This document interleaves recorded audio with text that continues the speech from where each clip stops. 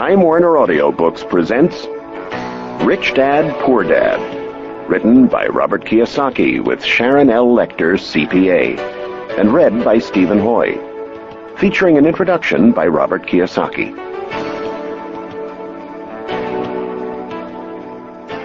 I had two fathers, a rich one and a poor one. One was highly educated and intelligent. He had a PhD and completed 4 years of undergraduate work in less than 2 years. The other father never finished the 8th grade. Both men were successful in their careers, working hard all their lives. Both earned substantial incomes, yet one struggled financially all his life. The other would become one of the richest men in Hawaii. One died leaving tens of millions of dollars to his family, charities, and his church. The other left bills to be paid. Both men were strong, charismatic, and influential. Both men offered me advice, but they did not advise the same things. Both men believed strongly in education, but did not recommend the same course of study. If I had had only one dad, I would have had to accept or reject his advice. Having two dads advising me offered me the choice of contrasting points of view, one of a rich man and one of a poor man. Instead of simply accepting or rejecting one or the other, I found myself thinking more, comparing, and then choosing for myself. The problem was, the rich man was not rich yet, and the poor man not yet poor. Both were just starting out in their careers, and both were struggling with money and families. But they had very different points of view about the subject of money. For example, one dad would say, "The love of money is the root of all evil." The other, "The lack of money is the root of all evil." As a young boy, having two strong fathers, both influencing me, was difficult. I wanted to be a good son and listen, but the two fathers did not say the same things. The contrast in their points of view, particularly where money was concerned, was so extreme that I grew curious and intrigued. I began to start thinking for long periods of time about what each was saying. Much of my private time was spent reflecting, asking myself questions such as, "Why does he say that?" And then asking the same question of the other dad's statement. It would have been much easier to simply say, "Yeah, he's right, I agree with that," or to simply reject the point of view by saying, "The old man doesn't know what he's talking about." Instead, having two dads whom I love forced me to think and ultimately choose a way of thinking for myself. As a process, choosing to think for myself turned out to be much more valuable in the long run, rather than simply accepting or rejecting a single point of view. One of the reasons the rich get richer, the poor get poorer, and the middle class struggles in debt is because the subject of money is taught at home, not in school. Most of us learn about money from our parents. So what can a poor parent tell their child about money? They simply say, "Stay in school and study hard."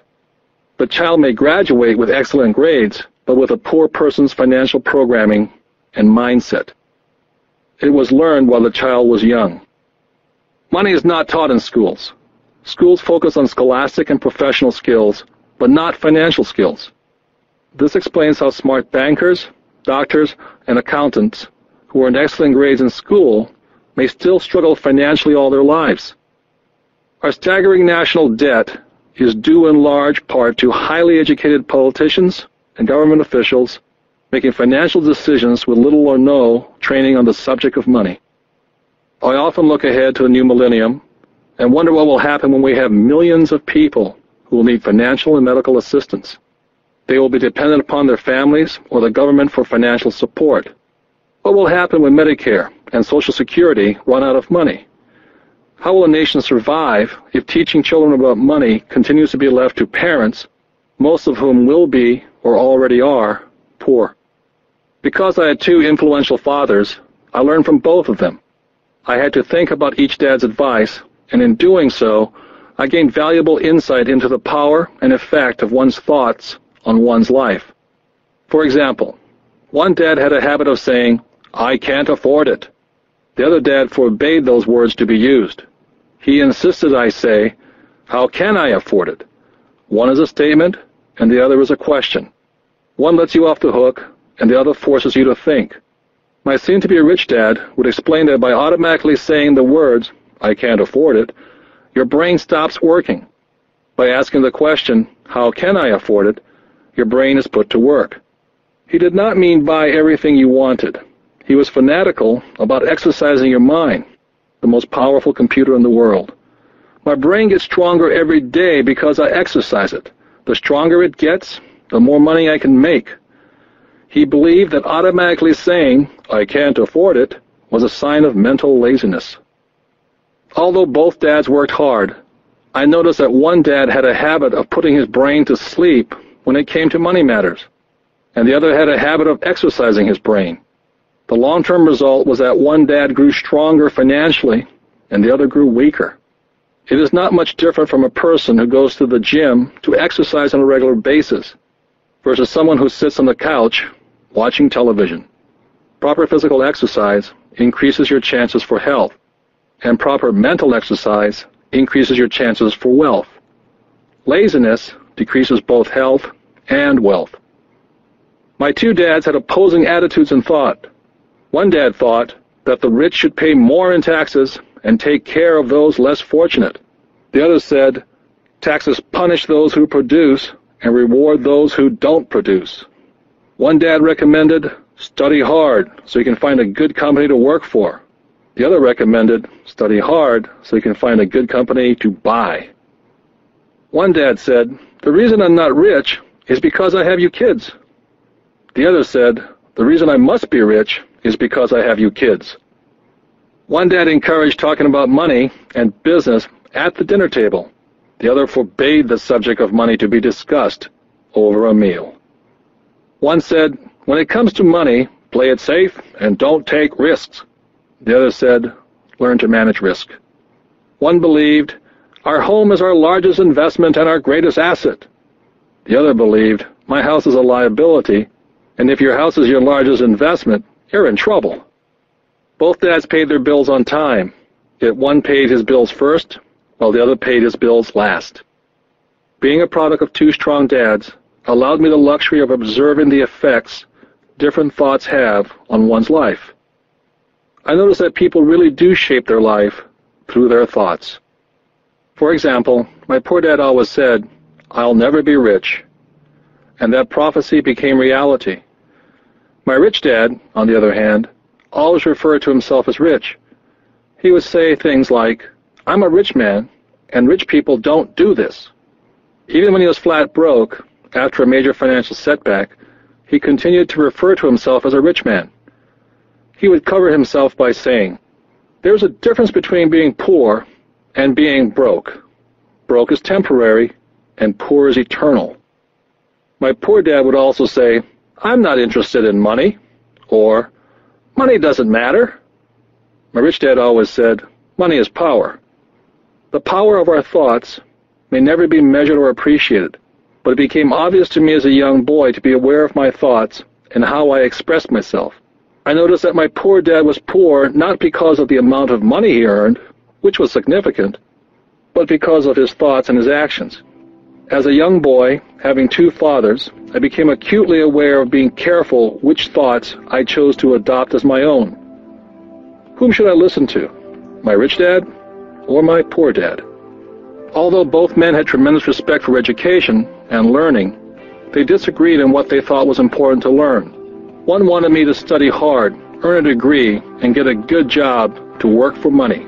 He wanted me to study to become a professional, an attorney, or an accountant, or to go to business school for my MBA. The other encouraged me to study to be rich, to understand how money works, and learn how to have it work for me. I don't work for money, were the words he would repeat over and over. Money works for me. At the age of 9, I decided to listen to and learn from my rich dad about money. In doing so, I chose not to listen to my poor dad, even though he was the one with all the college degrees. Once I made up my mind whom to listen to, my education about money began. My rich dad taught me over a period of 30 years, until I was age 39. He stopped once he realized that I knew and fully understood what he had been trying to drum into my often thick skull. Money is one form of power, but what is more powerful is financial education. Money comes and goes, but But if you have the education about how money works, you gain power over it and can begin building wealth. The reason positive thinking alone does not work is because most people went to school and never learned how money works, so they spend their lives working for money. Because I was only 9 years old when I started, the lessons my rich dad taught me were simple. And when it was all said and done, there are only 6 main lessons repeated over 30 years. This book is about those 6 lessons, put as simply as possible as my rich dad put forth those lessons to me. The lessons are not meant to be answers, but guideposts.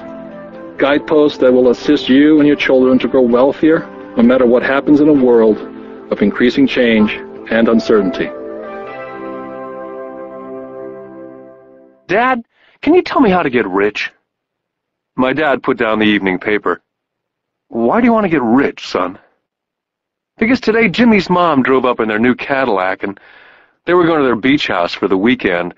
He took 3 of his friends, but Mike and I weren't invited.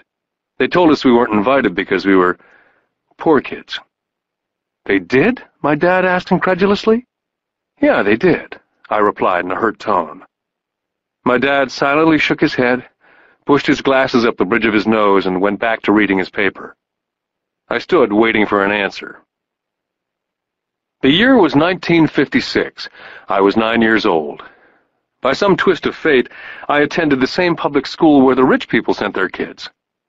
We were primarily a sugar plantation town. The managers of the plantation and the other affluent people of the town, such as doctors, business owners, and bankers, sent their children to this school, grades 1 to 6. After grade 6, their children were generally sent off to private schools. Because my family lived on one side of the street, I went to this school. Had I lived on the other side of the street, I would have gone to a different school with kids from families more like mine. After grade 6, these kids and I would go on to the public intermediate and high school. There was no private school for them or for me. My dad finally put down the paper. Well, son, he began slowly, if you want to be rich, you have to learn to make money. How do I make money? I asked. Well, use your head, son, he said, smiling. Which really meant, that's all I'm going to tell you, or, I don't know the answer, so don't embarrass me. The next morning I told my best friend Mike what my dad had said. As best I could tell, Mike and I were the only poor kids in this school. Mike was like me in that he was in this school by a twist of fate. Someone had drawn a jog in the line for the school district, and we wound up in school with the rich kids. So what do we do to make money? Mike asked. I don't know, I said. But do you want to be my partner? He agreed. And so on that Saturday morning, Mike became my first business partner. We spent all morning coming up with ideas on how to make money. Finally, that afternoon, a bolt of lightning came through our heads. It was an idea that Mike had gotten from a science book he'd read. Excitedly, we shook hands, and the partnership now had a business. For the next several weeks, Mike and I ran around our neighborhood, knocking on doors and asking our neighbors if they'd save their toothpaste tubes for us. With puzzled looks, most adults consented with a smile. Some asked us what we were doing, to which we replied, "We can't tell you. It's a business secret." My mom grew distressed as the weeks wore on. We had selected a site next to her washing machine as the place we would stockpile our raw materials. In a brown cardboard box that one time held ketchup bottles, our little pile of used toothpaste tubes began to grow. One day my dad drove up to see 2 9-year-old boys in the driveway with a production line operating at full speed. Fine white powder everywhere. On a long table were small milk cartons from school, and our family's hibachi grill was glowing with red-hot coals at maximum heat. Dad walked up cautiously, having to park the car at the base of the driveway, since the production line blocked the carport. As he got closer, he saw a steel pot sitting on top of the coals, with the toothpaste tubes being melted down. In those days, toothpaste did not come in plastic tubes. The tubes were made of lead. So once the paint was burned off, the tubes were dropped in the small steel pot, melted until they became liquid, and with my mom's pot holders we were pouring the lead through a small hole in the top of the milk cartons. The milk cartons were filled with plaster of Paris. The white powder everywhere was the plaster before we mixed it with water. The milk cartons were the outer containers for plaster of Paris molds. My dad watched as we carefully poured the molten lead through a small hole in the top of the plaster of Paris cube. "What are you boys doing?" he asked with a cautious smile. "We're doing what you told me to do. We're going to be rich," I said. "Yep," said Mike, grinning and nodding his head. "We're partners." "And what is in those plaster molds?" Dad asked. "Watch," I said. "This should be a good batch." With a small hammer, I tapped at the seal that divided the cube in half. Cautiously, I pulled up the top half of the plaster mold, and a lead nickel fell out. "Oh, my God," my dad said. "You're casting nickels out of lead." "That's right," Mike said. "We're making money." My dad smiled and shook his head. Along with a fire and a box of spent toothpaste tubes in front of him were two little boys covered with white dust and smiling from ear to ear. He asked us to put everything down and sit with him on the front step of our house. With a smile, he gently explained what the word counterfeiting meant. Our dreams were dashed. "You mean this is illegal?" asked Mike. "Yes, it is illegal," my dad said gently. "But you boys have shown great creativity and original thought. Keep going. I'm really proud of you." Disappointed, Mike and I sat in silence for about 20 minutes before we began cleaning up our mess. The business was over on opening day. Sweeping the powder up, I looked at Mike and said, "I guess Jimmy and his friends are right. We are poor." My father was just leaving as I said that. "Boys," he said, "you're only poor if you give up. The most important thing is that you did something. Most people only talk and dream of getting rich. You've done something. I'm very proud of the two of you. I will say it again. Keep going. Don't quit." Mike and I stood there in silence. They were nice words, but we still did not know what to do. "So how come you're not rich, Dad?" I asked. "Because I chose to be a schoolteacher. School teachers really don't think about being rich. We just like to teach. I wish I could help you, but I really don't know how to make money." Mike and I turned and continued our cleanup. "I know," said my dad. "If you boys want to learn how to be rich, don't ask me. Talk to your dad, Mike." "My dad?" asked Mike with a scrunched-up face. "Yeah, your dad," repeated my dad with a smile. "Your dad and I have the same banker, and he raves about your father. He's told me several times that your father is brilliant when it comes to making money. He seems to be building an empire, and I suspect in a few years he will be a very rich man." With that, Mike and I got excited again. With new vigor, we began cleaning up the mess caused by our now-defunct first business. As we were cleaning, we made plans on how and when to talk to Mike's dad. The problem was that Mike's dad worked long hours and often did not come home until late. His father owned warehouses, a construction company, a chain of stores, and 3 restaurants. It was the restaurants that kept him out late. Mike caught the bus home after we had finished cleaning up. He was going to talk to his dad when he got home that night and ask him if he would teach us how to become rich. Mike promised to call as soon as he talked to his dad, even if it was late. The phone rang at 8:30 p.m. Mike's dad had agreed to meet with Mike and me. At 7:30 Saturday morning, I caught the bus to the poor side of town. Michael and I met with his dad that morning at 8 o'clock. He was already busy and had been at work for more than an hour.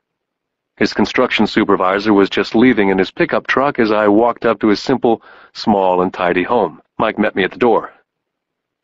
"Dad's on the phone, and he said to wait on the back porch," Mike said as he opened the door. The old wooden floor creaked as I stepped across the threshold of this aging house. There was a cheap mat just inside the door. That mat was there to hide the years of wear from countless footsteps that the floor had supported.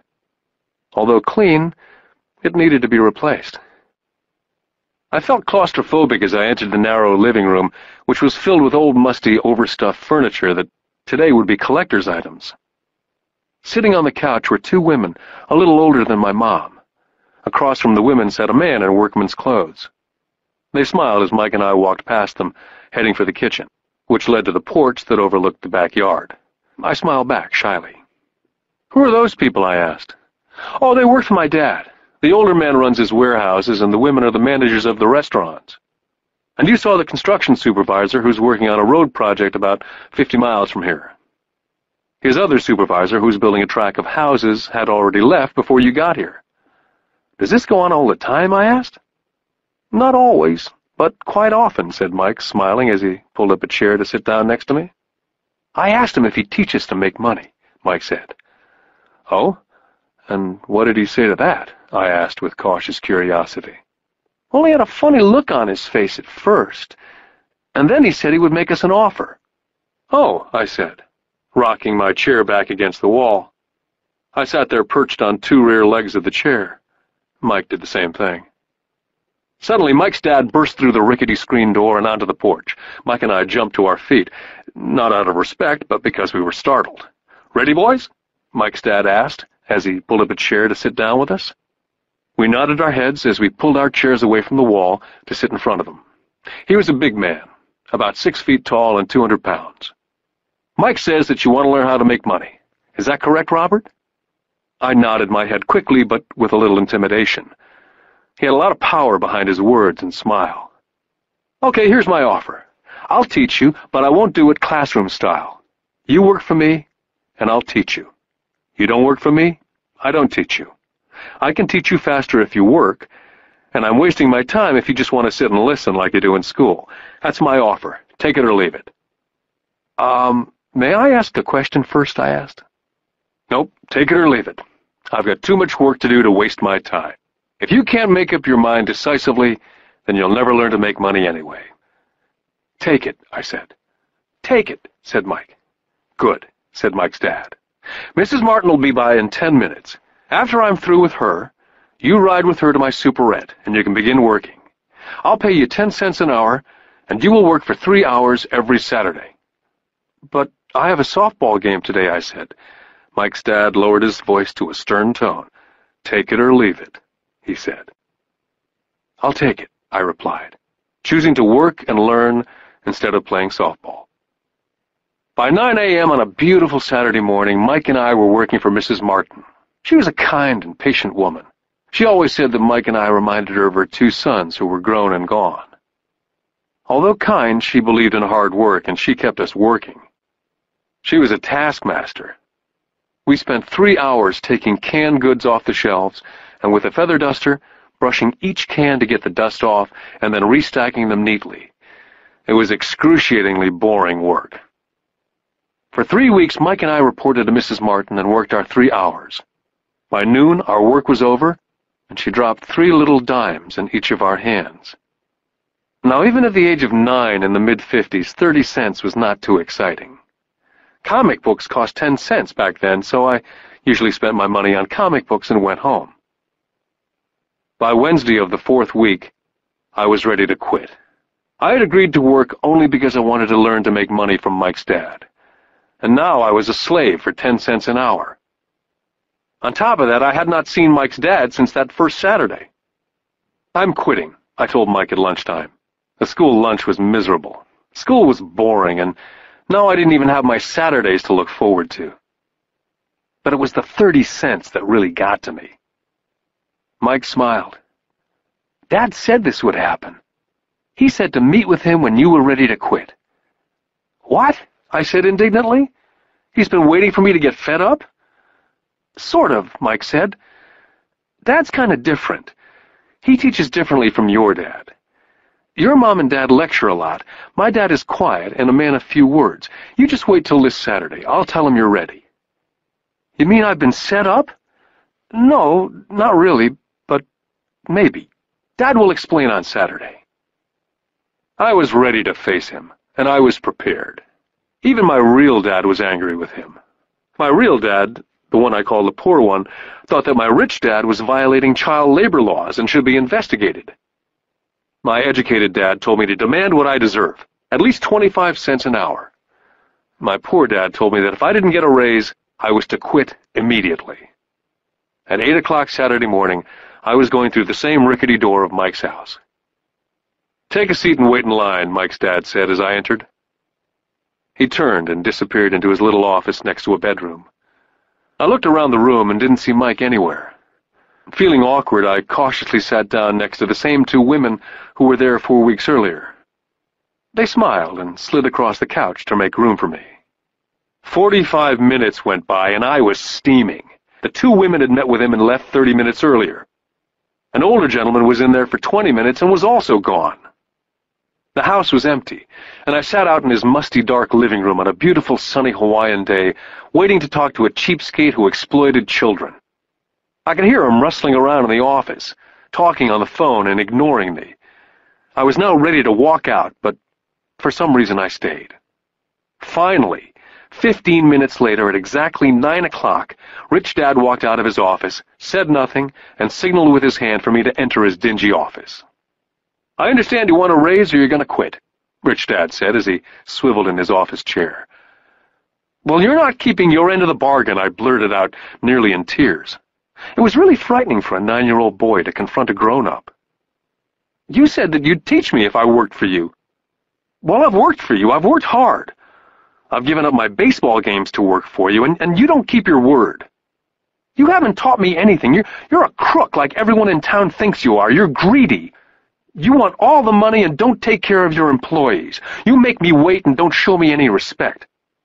I'm only a little boy, and I deserve to be treated better." Rich Dad rocked back in his swivel chair, hands up to his chin, somewhat staring at me. "Not bad," he said. "In less than a month you sound like most of my employees." "What?" I asked. Not understanding what he was saying, I continued with my grievance. "I thought you were going to keep up your end of the bargain and teach me. Instead, you want to torture me. That's cruel. That's really cruel." "I am teaching you," Rich Dad said quietly. "What have you taught me?" "Nothing," I said angrily. "You haven't even talked to me once since I agreed to work for peanuts. 10 cents an hour, huh? I should notify the government about you. We have child labor laws, you know. My dad works for the government, you know." "Wow," said Rich Dad. "Now you sound like most of the people who used to work for me. People I've either fired or they've quit." "So what do you have to say?" I demanded, feeling pretty brave for a little kid. "How do you know that I've not taught you anything?" asked Rich Dad calmly. "Well, you've never talked to me. I've worked for 3 weeks, and you've not taught me anything," I said with a pout. "Does teaching mean talking or a lecture?" Rich Dad asked. "Well, yes," I replied. "That's how they teach you in school," he said, smiling. "But that is not how life teaches you. And I would say that life is the best teacher of all. Most of the time, life does not talk to you, just sort of pushes you around. Each push is life saying, 'Wake up. There's something I want you to learn.'" I had no idea what he was talking about. Life pushes all of us around. Some give up, others fight. A few learn the lesson and move on. They welcome life pushing them around. To these few people, it means they need and want to learn something. They learn and move on. Most quit, and a few, like you, fight. Rich Dad stood and shut the creaky old wooden window that needed repair. "If you learn this lesson, you will grow into a wise, wealthy, and happy young man. If you don't, you will spend your life blaming a job, low pay, or your boss for your problems. You'll live life hoping for that big break that'll solve all your money problems." Rich Dad looked over to me to see if I was still listening. His eyes met mine. We stared at each other, streams of communication going between us through our eyes. Finally, I pulled away once I had absorbed his last message. I knew he was right. I was blaming him, and I did ask to learn. I was fighting. Rich Dad continued, "Or if you're the kind of person who has no guts, you just give up every time life pushes you. If you're that kind of person, you'll live all your life playing it safe, doing the right things, saving yourself for some event that never happens. Then you die a boring old man. You'll have lots of friends who'll really like you because you were such a nice, hard-working guy. You spent a life playing it safe, doing the right things. But the truth is, you let life push you into submission. Deep down, you were terrified of taking risks. You really wanted to win, but the fear of losing was greater than the excitement of winning. Deep inside, you, and only you, will know that you didn't go for it. You chose to play it safe." Our eyes met again. For 10 seconds we looked at each other, only pulling away once the message was received. "You've been pushing me around?" I asked. "Some people might say that," smiled Rich Dad. "I would say that I just gave you a taste of life." "What taste of life?" I asked, still angry but now curious.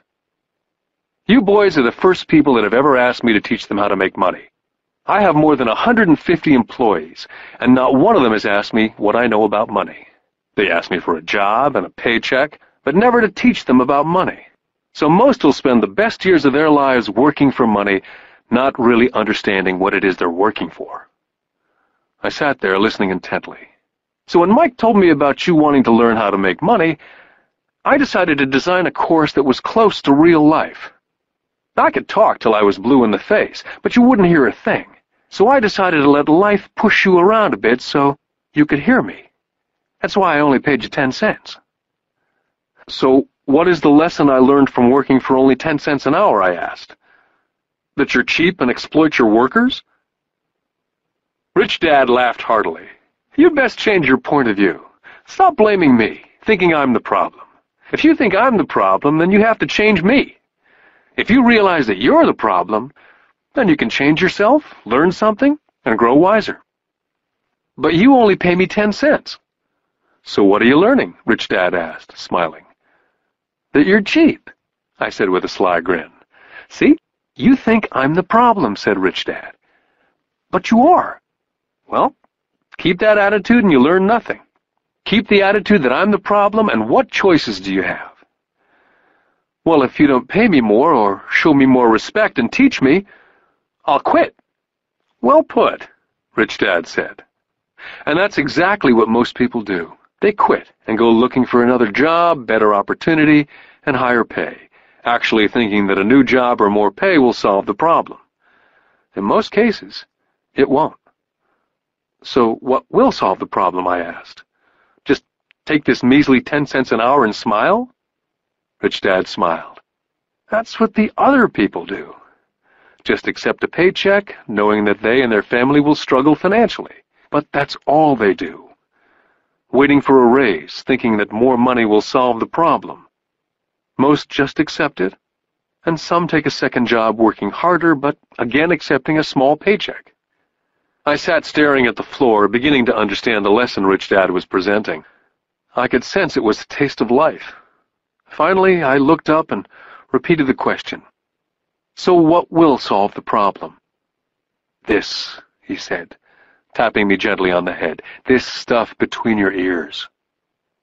It was at that moment that Rich Dad shared the pivotal point of view that separated him from his employees and my poor dad, and led him to eventually become one of the richest men in Hawaii, while my highly educated but poor dad struggled financially all his life. It was a singular point of view that made all the difference over a lifetime. Rich Dad said over and over this point of view, which I call lesson number 1. The rich don't work for money. On that bright Saturday morning, I was learning a completely different point of view from what I'd been taught by my poor dad. At the age of 9, I grew aware that both dads wanted me to learn. Both dads encouraged me to study, but not the same things. My highly educated dad recommended that I do what he did. "Son, I want you to study hard, get good grades, so you can find a safe, secure job with a big company, and make sure it has excellent benefits." My rich dad wanted me to learn how money works, so I could make it work for me. These lessons I would learn through life with his guidance, not because of a classroom. My rich dad continued my first lesson. "I'm glad you get angry about working for 10 cents an hour. If you'd not gotten angry, and had gladly accepted it, I would have to tell you that I could not teach you. You see, true learning takes energy, passion, a burning desire. Anger is a big part of that formula, for passion is anger and love combined. When it comes to money, most people want to play it safe and feel secure, so passion does not direct them, fear does." "So is that why they'll take a job with low pay?" I asked. "Yes," said Rich Dad. "Some people say I exploit people because they don't pay as much as the sugar plantation or the government. I say people exploit themselves. It's their fear, not mine. But don't you feel you should pay them more? I asked. I don't have to. And besides, more money will not solve the problem. Just look at your dad. He makes a lot of money and he still can't pay his bills. Most people, given more money, only get into more debt. So that's why the 10 cents an hour, I said, smiling. It's a part of the lesson. That's right, smiled Rich Dad. You see, your dad went to school and got an excellent education so he could get a high-paying job, which he did. But he still has money problems because he never learned anything about money at school. On top of that, he believes in working for money. And you don't? I asked. No, not really, said Rich Dad. If you want to learn to work for money, then stay in school. That's a great place to learn to do that. But if you want to learn how to have money work for you, then I will teach you that. But only if you want to learn. Wouldn't everyone want to learn that? I asked. No, said Rich Dad, simply because it's easier to learn to work for money, especially if fear is your primary emotion when the subject of money is discussed. I don't understand, I said with a frown. Oh, don't worry about that for now. Just know that it's fear that keeps most people working at a job. The fear of not paying their bills, the fear of being fired, the fear of not having enough money, the fear of starting over. That's the price of studying to learn a profession or trade and then working for money. Most people become a slave to money and then get angry at their boss. Learning to have money work for you is a completely different course of study, I asked. Absolutely, Rich Dad answered. Absolutely. We sat in silence. My friends would have been just starting their Little League baseball game. But for some reason I was now thankful I decided to work for 10 cents an hour. I sensed that I was about to learn something my friends would not learn in school. Ready to learn? Asked Rich Dad. Absolutely, I said with a grin. I've kept my promise. I've been teaching you from afar, my Rich Dad said. At 9 years old, you've gotten a taste of what it feels like to work for money. Just multiply your last month by 50 years, and you'll have an idea of what most people spend their life doing.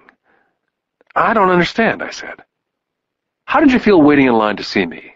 Once to get hired and once to ask for more money. Terrible, I said. If you choose to work for money, that is what life is like for many people, said Rich Dad. And how did you feel when Mrs. Martin dropped 3 dimes in your hand for 3 hours' work? I felt like it wasn't enough. It seemed like nothing. I was disappointed, I said. And that is how most employees feel when they look at their paychecks, especially after all the tax and other deductions are taken out. At least you got 100%. You mean most workers don't get paid everything? I asked with amazement. Heavens, no, said Rich Dad. The government always takes its share first. How do they do that? I asked. Taxes, said Rich Dad. You're taxed when you earn, you're taxed when you spend, you're taxed when you save, you're taxed when you die. Why do people let the government do that to them? The rich don't, said Rich Dad with a smile. The poor and the middle class do. I'll bet you that I earn more than your dad, yet he pays more in taxes. How can that be? I asked. As a 9-year-old boy, that made no sense to me. Why would someone let the government do that to them? Rich Dad sat there in silence. I guess he wanted me to listen instead of jabber away at the mouth. Finally, I calmed down. I did not like what I had heard. I knew my dad complained constantly about paying so much in taxes, but really did nothing about it. Was that life pushing him around? Rich Dad rocked slowly and silently in his chair, just looking at me. Ready to learn? He asked. I nodded my head slowly. Learning how to have money work for you is a lifetime study. Most people go to college for 4 years and their education ends.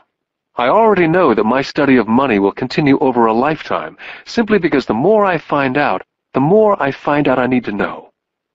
Most people never study the subject. They go to work, get their paycheck, balance their checkbooks, and that's it.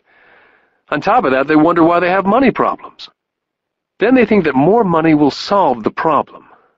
Few realize that it's their lack of financial education that is the problem. So, my dad has tax problems because he doesn't understand money? I asked, confused. Look, said Rich Dad, Taxes are just one small section on learning how to have money work for you. Today, I just wanted to find out if you still have the passion to learn about money. Most people don't. They want to go to school, learn a profession, have fun at their work, and earn lots of money. One day they wake up with big money problems, and then they can't stop working.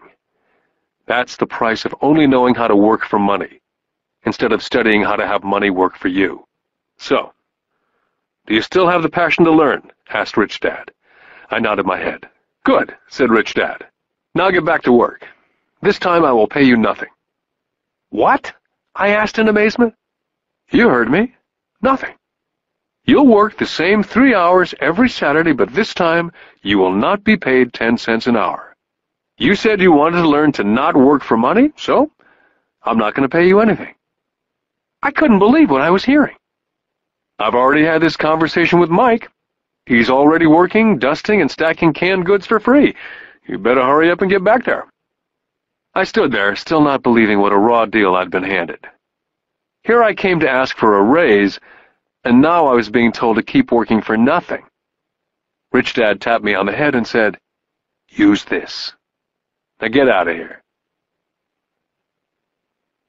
I didn't tell my poor dad I wasn't being paid. He would not have understood, and I did not want to try to explain something that I did not yet understand myself. For 3 more weeks, Mike and I worked for 3 hours every Saturday for nothing. The work didn't bother me, and the routine got easier. It was the missed baseball games and not being able to afford to buy a few comic books that got to me. Rich Dad stopped by at noon on the 3rd week. We heard his truck pull up in the parking lot and sputter when the engine was turned off. He entered the store and greeted Mrs. Martin with a hug. After finding out how things were going in the store, he reached into the ice cream freezer, pulled out 2 bars, paid for them, and signaled to Mike and me. "Let's go for a walk, boys." We crossed the street, dodging a few cars, and walked across a large grassy field where a few adults were playing softball. Sitting down at a remote picnic table, he handed Mike and me the ice cream bars. "How's it going, boys?" "Okay," Mike said. I nodded in agreement. "Learn anything yet?" Rich Dad asked. Mike and I looked at each other, shrugged our shoulders, and shook our heads in unison. "Well, you boys had better start thinking. You're staring at one of life's biggest lessons. If you learn the lesson, you'll enjoy a life of great freedom and security. If you don't learn the lesson, you'll wind up like Mrs. Martin and most of the people playing softball in this park. They work very hard for a little money, clinging to the illusion of job security, looking forward to a 3-week vacation each year and a skimpy pension after 45 years of work. Now, if that excites you, I'll give you a raise to 25 cents an hour." "But these are good, hard-working people. Are you making fun of them?" I demanded. A smile came over Rich Dad's face. "Mrs. Martin's like a mother to me, and I would never be that cruel. I may sound cruel because I'm doing my best to point something out to the 2 of you. I want to expand your point of view so you can see something most people never have the benefit of seeing because their vision is too narrow. Most people never see the trap they're in." Mike and I sat there uncertain of his message. He sounded cruel, yet we could sense he was desperately wanting us to know something. With a smile, Rich Dad said, "Doesn't that 25 cents an hour sound good? Doesn't that make your heart beat a little faster?" I shook my head no, but it really did. 25 cents an hour would be big bucks to me. "Okay, I'll pay you $1 an hour," Rich Dad said with a sly grin. Now my heart was beginning to race. My brain was screaming, "Take it, take it." I could not believe what I was hearing. Still, I said nothing. "Okay, $2 an hour." My little 9-year-old brain and heart nearly exploded. After all, it was 1956, and being paid $2 an hour would have made me the richest kid in the world. I couldn't imagine earning that kind of money. I wanted to say yes, but somehow my mouth stayed silent. Maybe my brain had overheated and blown a fuse, but deep down I badly wanted that $2 an hour. The ice cream had melted and was running down my hand. Rich Dad was looking at 2 boys staring back at him, eyes wide open and brains empty. He knew that he was testing us, and he knew there was part of our emotions that wanted to take the deal. "Okay," he said, $5 an hour. Suddenly there was a silence from inside me. Something had changed. The offer was too big and had gotten ridiculous. Not too many grown-ups in 1956 made more than $5 an hour. The temptation disappeared and a calm set in. Slowly, I turned to my left to look at Mike. He looked back at me. The part of my soul that was weak and needy was silenced. The part of me that had no price took over. There was a calm and a certainty about money that entered my brain and my soul. I knew Mike had gotten to that point also. "Good," Rich Dad said softly. "Most people have a price. And they have a price because of human emotions named fear and greed. First, the fear of being without money motivates us to work hard. And then once we get that paycheck, greed or desire starts us thinking about all the wonderful things money can buy. The pattern is then set." "What pattern?" I asked. "The pattern of get up, go to work, pay bills, get up, go to work, pay bills." Their lives are then run forever by two emotions, fear and greed. Offer them more money, and they continue the cycle by also increasing their spending. This is what I call the rat race. "There is another way?" Mike asked. "Yes," said Rich Dad slowly, "but only a few people find it." "And what is that way?" Mike asked. "That's what I hope you boys will find out as you work and study with me. That is why I took away all forms of pay." "Any hints?" Mike asked. "We're kind of tired of working hard, especially for nothing." "Well, the first step is telling the truth," said Rich Dad. "We haven't been lying," I said. "I did not say you were lying. I said to tell the truth," Rich Dad came back. "The truth about what?" I asked. "How you're feeling," Rich Dad said. "You don't have to say it to anyone else, just yourself." "You mean the people in this park, the people who work for you, Mrs. Martin, they don't do that?" I asked. "I doubt it," Rich Dad said. "Instead, they feel the fear of not having money. Instead of confronting the fear, they react instead of think. They react emotionally instead of using their heads," Rich Dad said, tapping us on our heads. "Then they get a few bucks in their hands, and again the emotion of joy and desire and greed take over. And again they react instead of think." "So their emotions do their thinking," Mike said. "That's correct," said Rich Dad. "Money is running their lives, and they refuse to tell the truth about that. Money is in control of their emotions, and hence their souls." Rich Dad sat quietly, letting his words sink in. Realizing we had absorbed as much as possible of what he was talking about, Rich Dad said, "I want you boys to avoid that trap. That is really what I want to teach you. Not just to be rich, because being rich does not solve the problem." "It doesn't?" I asked, surprised. "No, it doesn't. Let me finish with the other emotion, which is desire. Some call it greed, but I prefer desire. It's perfectly normal to desire something better, prettier, more fun or exciting. So people also work for money because of desire. They desire money for the joy they think it can buy. But the joy that money brings is often short-lived, and they soon need more money for more joy, more pleasure, more comfort, more security. So they keep working, thinking money will soothe their souls that are troubled by fear and desire, but money cannot do that." "Even for rich people?" Mike asked. "Rich people included," said Rich Dad.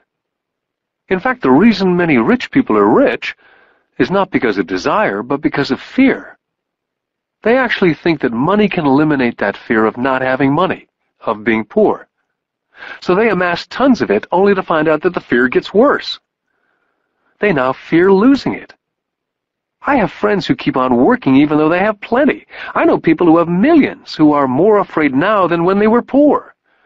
They're terrified of losing all their money. I want to teach you to master the power of money, not be afraid of it. And they don't teach that in school. If you don't learn it, you can become a slave to money." It was finally making sense. He did want us to widen our views, to see what Mrs. Martin could not see, his employees could not see, or my dad for that matter. He used examples that sounded cruel at the time, but I've never forgotten them. My vision widened that day. and I could begin to see the trap that lay ahead for most people. You see, we're all employees, ultimately. We just work at different levels, said Rich Dad. I just want you boys to have a chance to avoid the trap. The trap caused by those two emotions, fear and desire. Use them in your favor, not against you. That's what I want to teach you. I'm not interested in just teaching you to make a pile of money. That won't handle the fear or desire. If you don't first handle fear and desire and you get rich, you'll only be a high-paid slave. So how do we avoid the trap? I asked. The main cause of poverty or financial struggle is fear and ignorance, not the economy or the government or the rich. It's self-inflicted fear and ignorance that keeps people trapped. So you boys go to school and get your college degrees. I'll teach you how to stay out of the trap. The pieces of the puzzle were appearing. My highly educated dad had a great education and a great career, but school never told him how to handle money or his fears. It became clear that I could learn different and important things from two fathers. So you've been talking about the fear of not having money. How does the desire of money affect our thinking? Mike asked. How did you feel when I tempted you with a pay raise? Did you notice your desires rising? We nodded our heads. By not giving into your emotions, you were able to delay your reactions and think. That's most important. We will always have emotions of fear and greed. From here on in, it's most important for you to use those emotions to your advantage and for the long term, and not simply let your emotions run you by controlling your thinking. Most people use fear and greed against themselves. That's the start of ignorance. Most people live their lives chasing paychecks, pay raises, and job security because of the emotions of desire and fear, not really questioning where those emotion-driven thoughts are leading them. It's just like the picture of a donkey dragging a cart with its owner dangling a carrot just in front of the donkey's nose. The donkey's owner may be going where he wants to go, but the donkey is chasing an illusion. Tomorrow there will only be another carrot for the donkey. You mean the moment I began to picture a new baseball glove, candy or toys that's like a carrot to a donkey, Mike asked? Yeah. And as you get older, your toys get more expensive. New car, boat, and a big house to impress your friends, said Rich Dad with a smile. Fear pushes you out the door, and desire calls to you, enticing you toward the rocks. That's the trap. So, what's the answer? Mike asked. What intensifies fear and desire is ignorance. That's why rich people with lots of money often have more fear the richer they get. Money is the carrot, the illusion. Rich Dad went on to explain that a human's life is a struggle between ignorance and illumination. He explained that once a person stops searching for information and knowledge of oneself, ignorance sets in. That struggle is a moment-to-moment decision to learn to open or close one's mind. Look, school is very, very important. You go to school to learn a skill or a profession so as to be a contributing member of society. Every culture needs teachers, doctors, mechanics, artists, cooks, business people, police officers, firefighters, soldiers. Schools train them so our culture can thrive and flourish, said Rich Dad. Unfortunately for many people, school is the end, not the beginning. What does ignorance have to do with greed and fear, I asked. Because it's ignorance about money that causes so much greed and so much fear, said Rich Dad. Let me give you some examples. A doctor wanting more money to better provide for his family raises his fees. By raising his fees, it makes healthcare more expensive for everyone. Now it hurts the poor people the most, so poor people have worse health than those with money. Because the doctors raise their rates, the attorneys raise their rates. Because the attorneys' rates have gone up, school teachers want a raise, which raises our taxes, and on and on and on. Soon there will be such a horrifying gap between the rich and the poor that chaos will break out, and another great civilization will collapse. Great civilizations collapsed when the gap between the haves and the have-nots was too great. America's on the same course, proving once again that history repeats itself, because we do not learn from history. We only memorize historical dates and names, not the lesson. Aren't prices supposed to go up, I asked. Not in an educated society with a well-run government. Prices should actually come down. Of course, that's often only true in theory. Prices go up because of greed and fear caused by ignorance. If schools taught people about money, there would be more money and lower prices. But schools only focus on teaching people to work for money, not how to harness money's power. But don't we have business schools, Mike asked? Aren't you encouraging me to go to business school for my master's degree? Yes, said Rich Dad. But all too often business schools train employees who are sophisticated bean counters. Heaven forbid a bean counter takes over a business. All they do is look at the numbers, fire people, and kill the business. I know because I hire bean counters. All they think about is cutting costs and raising prices, which causes more problems. Bean counting is important. I wish more people knew it, but it too is not the whole picture, added Rich Dad angrily. So is there an answer? Asked Mike. Yes, said Rich Dad. Learn to use your emotions to think, not think with your emotions. When you boys mastered your emotions, first by agreeing to work for free, I knew there was hope.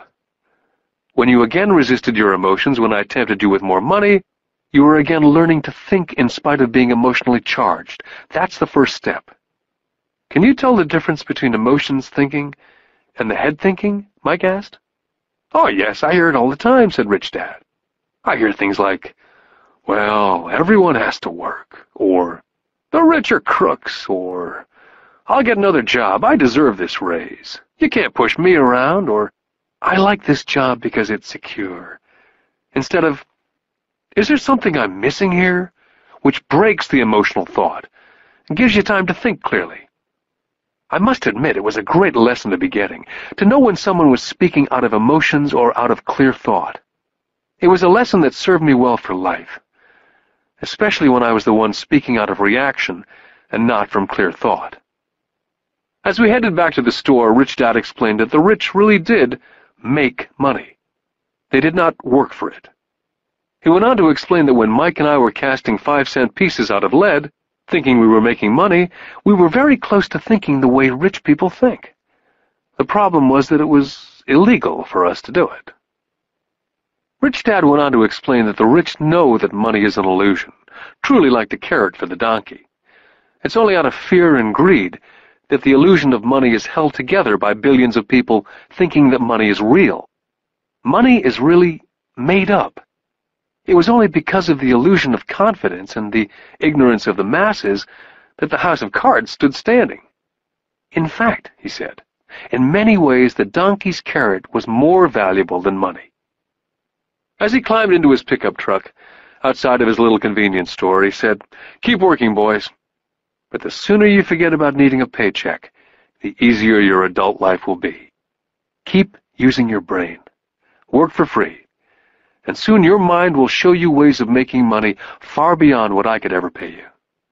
You'll begin to see opportunities right in front of you that in the past would have gone unnoticed." Mike and I picked up our things from the store and waved goodbye to Mrs. Martin. We went back to the park, to the same picnic bench, and spent several more hours thinking and talking. We spent the next week at school thinking and talking. For 2 more weeks, we kept thinking and talking and working for free. At the end of the second Saturday, I was again saying goodbye to Mrs. Martin and looking at the comic book stand with a longing gaze. The hard thing about not even getting 30 cents every Saturday was that I didn't have any money to buy comic books. Suddenly, as Mrs. Martin was saying goodbye to Mike and me, I saw something she was doing that I'd never seen her do before. I mean, I'd seen her do it, but I never took notice of it. Mrs. Martin was cutting the front page of the comic book in half.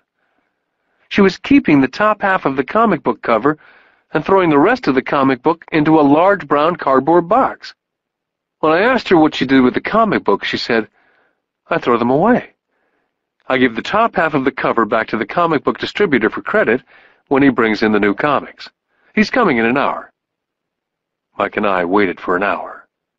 Soon the distributor arrived, and I asked him if we could have the comic books, to which he replied, "You can have them if you work for this store and do not resell them."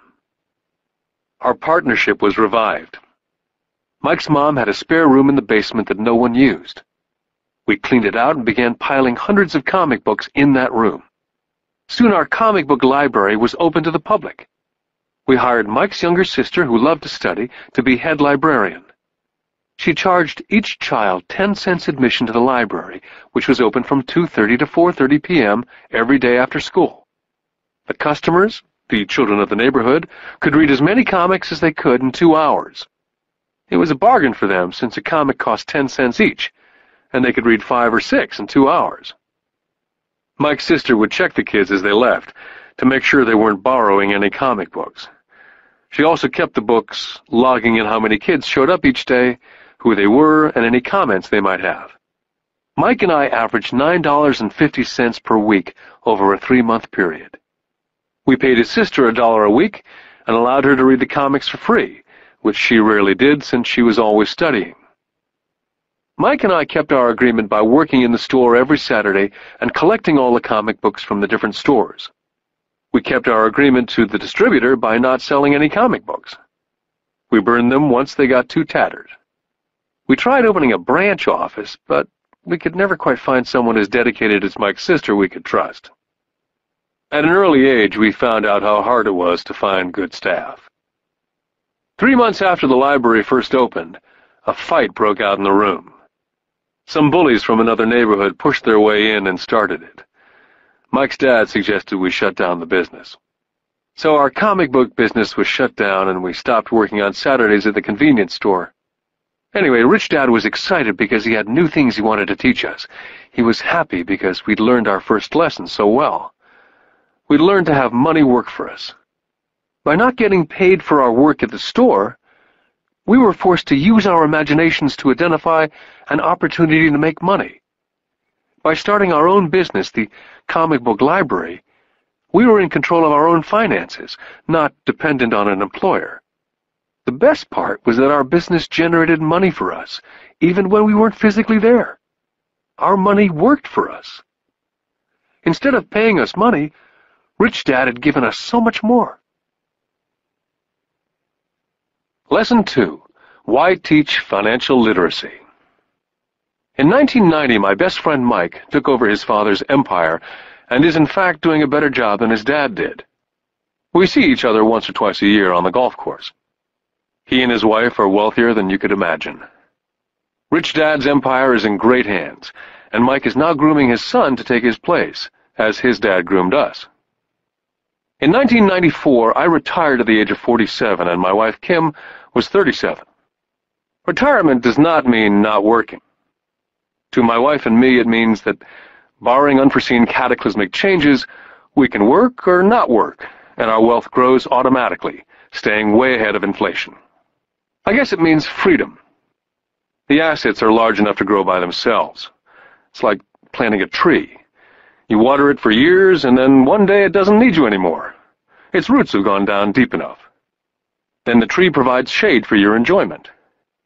Mike chose to run the empire, and I chose to retire. Whenever I speak to groups of people, they often ask what I would recommend, or what could they do? How do they get started? Is there a good book I'd recommend? What is the secret to success? I simply say to them what my rich dad said back to me when I was a little kid.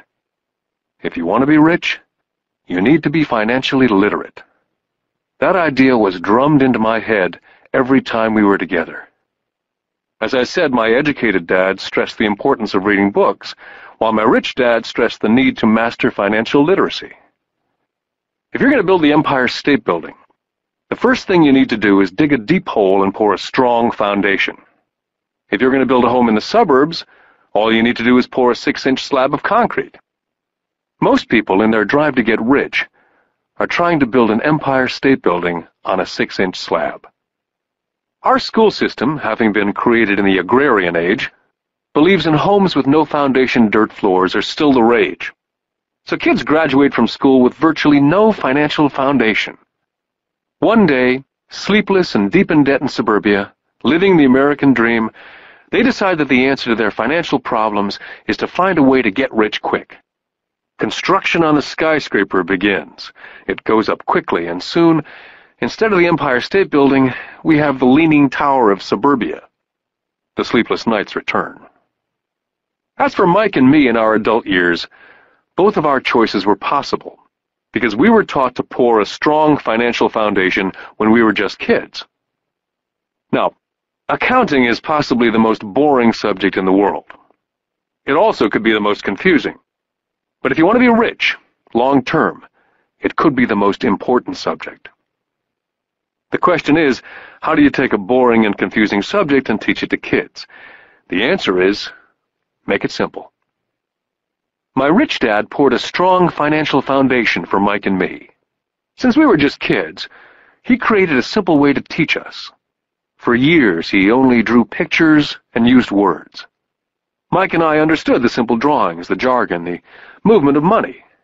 And then in later years, Rich Dad began adding numbers. Most importantly, you must know the difference between an asset and a liability. And buy assets. If you want to be rich, this is all you need to know. It is rule number 1. It is the only rule. This may sound absurdly simple, but most people have no idea how profound this rule is. Most people struggle financially because they do not know the difference between an asset and a liability. Rich people acquire assets. The poor and middle class acquire liabilities, but they think they are assets. When Rich Dad explained this to Mike and me, we thought he was kidding. Here we were nearly teenagers and waiting for the secret to get rich, and this was his answer. It was so simple that we had to stop for a long time to think about it. If it's that simple, how come everyone's not rich? I asked. Rich Dad smiled, because people do not know the difference between an asset and a liability. I remember asking, how could adults be so silly? If it's that simple, if it's that important, why would everyone not want to find out? It took our Rich Dad only a few minutes to explain what assets and liabilities were. To teach preteen boys, Rich Dad kept everything simple, using as many pictures as possible, as few words as possible, and no numbers for years. My Rich Dad simply drew a vertical box with a line through the middle. The top half was for income, and the bottom half was for expenses. Then beneath that box, he drew another box horizontally, which he divided into a left half for assets and a right half for liabilities. The income statement, often called a profit and loss statement, measures income and expenses, money in or money out. The second set of boxes is the balance sheet. It's called that because it's supposed to balance assets against liabilities. That relationship is vital to understand. The primary cause of financial struggle is simply not knowing the difference between an asset and a liability. The cause of the confusion is found in the definition of the two words. If you want a lesson in confusion, simply look up the words asset and liability in the dictionary. So my Rich Dad simply told two young boys the following. An asset is something that puts money in my pocket. A liability is something that takes money out of my pocket. This is really all you need to know. If you want to be rich, simply spend your life buying assets. If you want to be poor or middle class, spend your life buying liabilities. It's not knowing the difference that causes most of the financial struggle in the real world. My Rich Dad then drew 3 arrows on his diagram. He explained, the arrow represents the flow of cash, or cash flow. In 80% of most families, the financial story is a story of working hard in an effort to get ahead. It's not because they don't make money, but because they spend their lives buying liabilities instead of assets. The first arrow showed the cash flow pattern of a poor person, or a young person still at home. The arrow goes into the income box from a job or salary. It then continues into the expense box. Expenses include taxes, rent, and everyday living expenses. It flows out the expense box and is gone. The second arrow Rich Dad drew represented the cash flow pattern of a middle-class person. The arrow flows from a job into the income box. It then flows into the liabilities box. Most middle-class people acquire many liabilities, such as a mortgage, a car loan, and credit card debt. From the liabilities box, it flows to the expense box, where the monthly payments are made for the liabilities as well as taxes and living expenses. From there it flows out the expense box and is gone. The third arrow is the pattern of a wealthy person. This arrow simply flows from the asset box into the income box. The cash flow is not generated by a job or salary, but by assets. Remember, assets are things that put money in your pocket. Additionally, the rich have few expenses and liabilities, or if they do, those liabilities are more than covered by their assets. Examples such as these are oversimplified. Everyone has living expenses, the need for food, shelter, and clothing. The diagrams Rich Dad drew show the flow of cash through a poor, middle class, or wealthy person's life. It's the cash flow that tells the story. It's the story of how a person handles their money, what they do after they get the money in their hand. I cringe whenever I hear people ask me how to get rich quicker. Or how do they start? I often hear, I'm in debt, so I need to make more money. But more money will often not solve the problem. In fact, it may actually accelerate the problem. Money often makes obvious our tragic human flaws. Money often puts a spotlight on what we do not know. That's why, all too often, a person who comes into a sudden windfall of cash, let's say an inheritance, a pay raise, or lottery winnings, soon returns to the same financial mess, if not worse than the mess they were in before they received the money. Money only accentuates the cash flow pattern running in your head. If your pattern is to spend everything you get, most likely an increase in cash will just result in an increase in spending. Thus the saying, a fool and his money is one big party.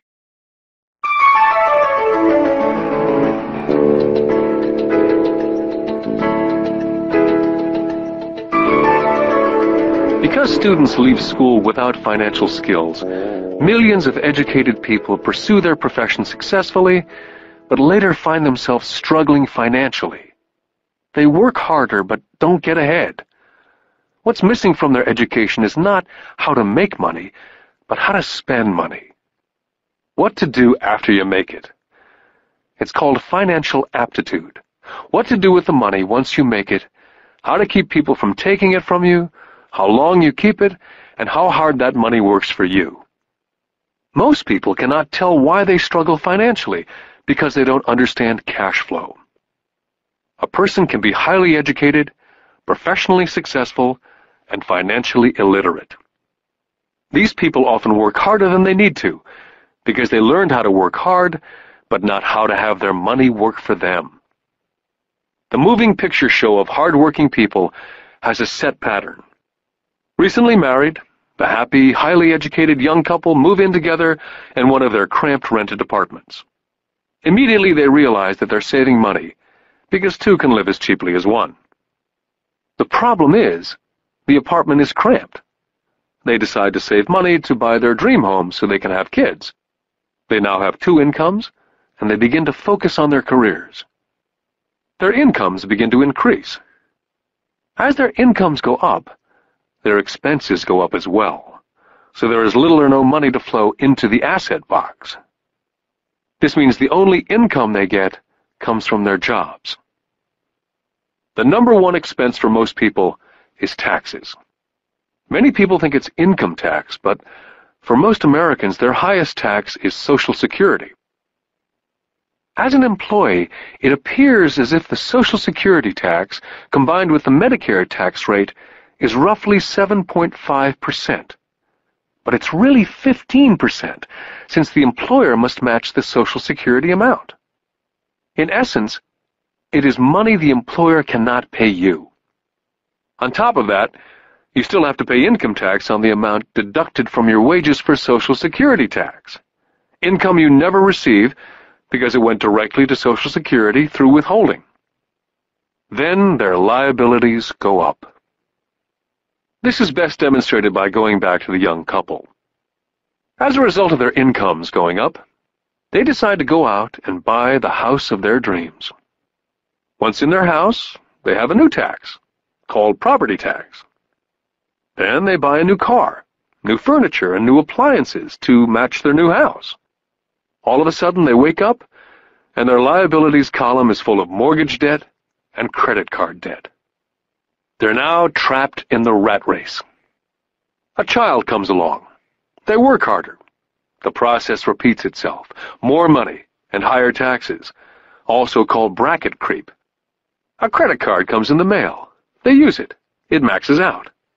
A loan company calls and says their greatest asset, their home, has appreciated in value. The company offers a bill consolidation loan because their credit is so good and tells them the intelligent thing to do is clear off the high-interest consumer debt by paying off their credit card. And besides, interest on their home is a tax deduction. They go for it and pay off those high-interest credit cards. They breathe a sigh of relief. Their credit cards are paid off.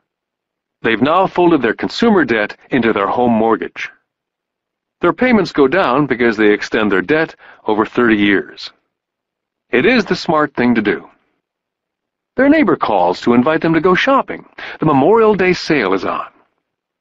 A chance to save some money. They say to themselves, "I won't buy anything, I'll just go look." But just in case they find something, they tuck that clean credit card inside their wallet.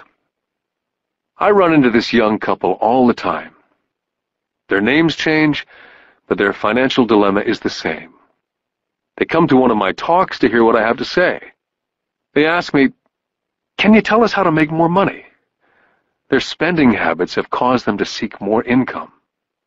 They don't even know that the trouble is really how they choose to spend the money they do have. And that is the real cause of their financial struggle. It's caused by financial illiteracy and not understanding the difference between an asset and a liability. More money seldom solves someone's money problems.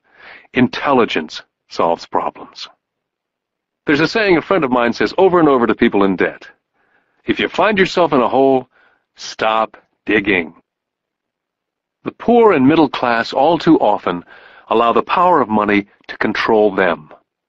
By simply getting up and working harder, failing to ask themselves if what they do makes sense, they shoot themselves in the foot as they leave for work every morning.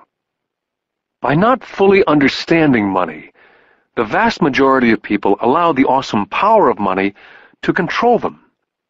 The power of money is used against them. By the time Mike and I were 16 years old, we began to have problems in school. We were not bad kids. We just began to separate from the crowd. We worked for Mike's dad after school and on the weekends. Mike and I often spent hours after work just sitting at a table with his dad while he held meetings with his bankers, attorneys, accountants, brokers, investors, managers, and employees.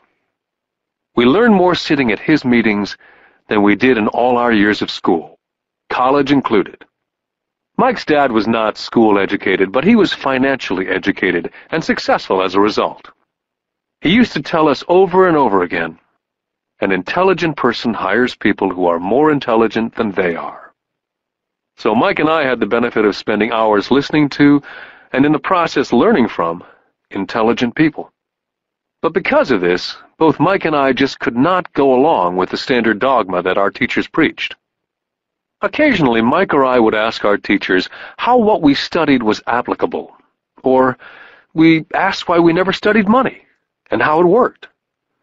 To the latter question, we often got the answer that money was not important, that if we excelled in our education, the money would follow. The more we knew about the power of money, the more distant we grew from the teachers and our classmates. My highly educated dad never pressured me about my grades. I often wondered why, but we did begin to argue about money. By the time I was 16, I probably had a far better foundation with money than both my mom and dad. I could keep books. I listened to tax accountants, corporate attorneys, bankers, real estate brokers, investors, and so forth. My dad talked to teachers. One day, my dad was telling me why our home was his greatest investment. A not too pleasant argument took place when I showed him why I thought a house was not a good investment.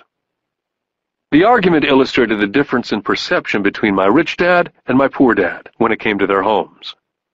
Poor dad thought his house was an asset and listed it in the asset box. and the rich dad thought it was a liability and put his home in the liability box. I remember when I drew a diagram for my dad showing him the direction of cash flow. I also showed him the ancillary expenses that went along with owning the home. A bigger home meant bigger expenses, and the cash flow kept going out through the expense column. Today I am still challenged on the idea of a house not being an asset. And I know that for many people, it's their dream as well as their largest investment. And owning your own home is better than nothing. I simply offer an alternate way of looking at this popular dogma. My wife and I would love a bigger, more flashy house to impress the Joneses, but we know it is not an asset. It's a liability since it takes money out of our pocket. So here's the argument I put forth. I really do not expect most people to agree with it because a nice home is an emotional thing. And when it comes to money, high emotions tend to lower financial intelligence. When it comes to houses, I point out that most people work all their lives paying for a home they never own.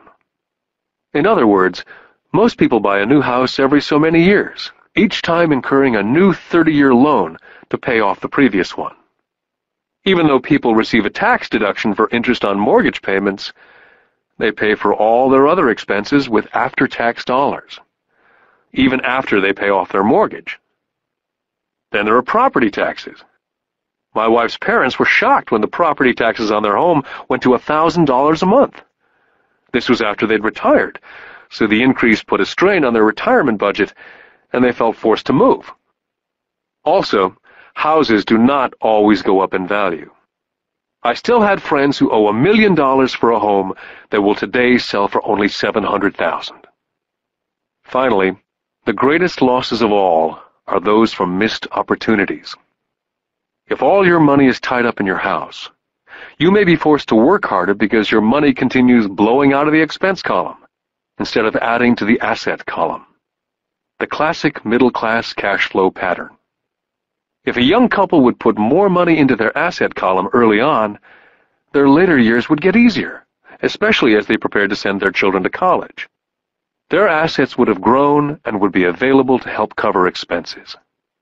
All too often, a house only serves as a vehicle for incurring a home equity loan to pay for mounting expenses.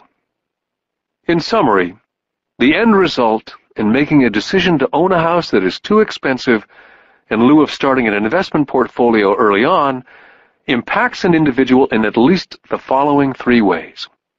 Number 1, loss of time, during which other assets could have grown in value. Number 2, loss of additional capital, which could have been invested instead of paying for high-maintenance expenses related directly to the home.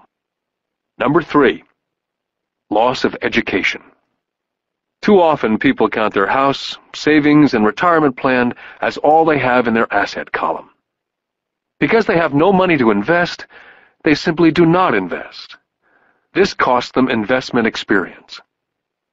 Most never become what the investment world calls a sophisticated investor. And the best investments are usually first sold to sophisticated investors, who then turn around and sell them to the people playing it safe. My educated dad's personal financial statement best demonstrates the life of someone in the rat race. His expenses seem to always keep up with his income, never allowing him to invest in assets. As a result, his liabilities, such as his mortgage and credit card debts, are larger than his assets. My rich dad's personal financial statement, on the other hand, reflects the results of a life dedicated to investing and minimizing liabilities. His assets greatly exceed his liabilities. A review of my rich dad's financial statement is why the rich get richer. The asset column generates more than enough income to cover expenses, with the balance reinvested into the asset column. The asset column continues to grow, and therefore, the income it produces grows with it. The result being, the rich get richer. The middle class finds itself in a constant state of financial struggle. Their primary income is through wages, and as their wages increase, so do their taxes. Their expenses tend to increase in equal increments as their wages increase, hence the phrase, the rat race. They treat their home as their primary asset instead of investing in income-producing assets. Remember, the most important rule is to know the difference between an asset and a liability. Once you understand the difference, concentrate your efforts on only buying income-generating assets. That's the best way to get started on a path to becoming rich. Keep doing that, and your asset column will grow. Focus on keeping liabilities and expenses down. This will make more money available to continue pouring into the asset column. This pattern of treating your home as an investment, and the philosophy that a pay raise means you can buy a larger home or spend more, is the foundation of today's debt-ridden society. This process of increased spending throws families into greater debt and into more financial uncertainty, even though they may be advancing in their jobs and receiving pay raises on a regular basis. This is high-risk living caused by weak financial education. As an employee who's also a homeowner, your working efforts are generally as follows. You work for someone else. Most people, working for a paycheck, are making the owner or the shareholders richer. Your efforts and success will help provide for the owner's success and retirement. Next, you work for the government. The government takes its share from your paycheck before you even see it. By working harder, you simply increase the amount of taxes taken by the government. Most people work from January to May just for the government. And finally, you work for the bank. After taxes, your next largest expense is usually your mortgage and credit card debt. The problem with simply working harder is that each of these three levels takes a greater share of your increased efforts. You need to learn how to have your increased efforts benefit you and your family directly. Once you've decided to concentrate on minding your own business, how do you set your goals? For most people, they must keep their profession and rely on their wages to fund their acquisition of assets. As their assets grow, how do they measure the extent of their success? When does someone realize that they are rich, that they have wealth? As well as having my own definitions for assets and liabilities, I also have my own definition for wealth. Actually, I borrowed it from a man named Buckminster Fuller. Some people call him a quack, and others call him a living genius. Years ago, he got all the architects buzzing because he applied for a patent in 1961 for something called a geodesic dome. But in the application, Fuller also said something about wealth. It was pretty confusing at first, but after reading it for a while, it began to make some sense. Wealth is a person's ability to survive so many number of days forward. Or, if I stopped working today, how long could I survive? Unlike net worth, the difference between your assets and liabilities, which is often filled with a person's expensive junk and opinions of what things are worth, this definition creates the possibility for developing a truly accurate measurement. I could now measure and really know where I was in terms of my goal to become financially independent. Although net worth often includes these non-cash producing assets like stuff you bought that now sits in your garage, wealth measures how much money your money is making, and therefore your financial survivability. Wealth is the measure of the cash flow from the asset column compared with the expense column. Let's use an example. Let's say I have a cash flow from my asset column of $1,000 a month, and I have monthly expenses of $2,000. What's my wealth? Let's go back to Buckminster Fuller's definition. Using his definition, how many days forward can I survive?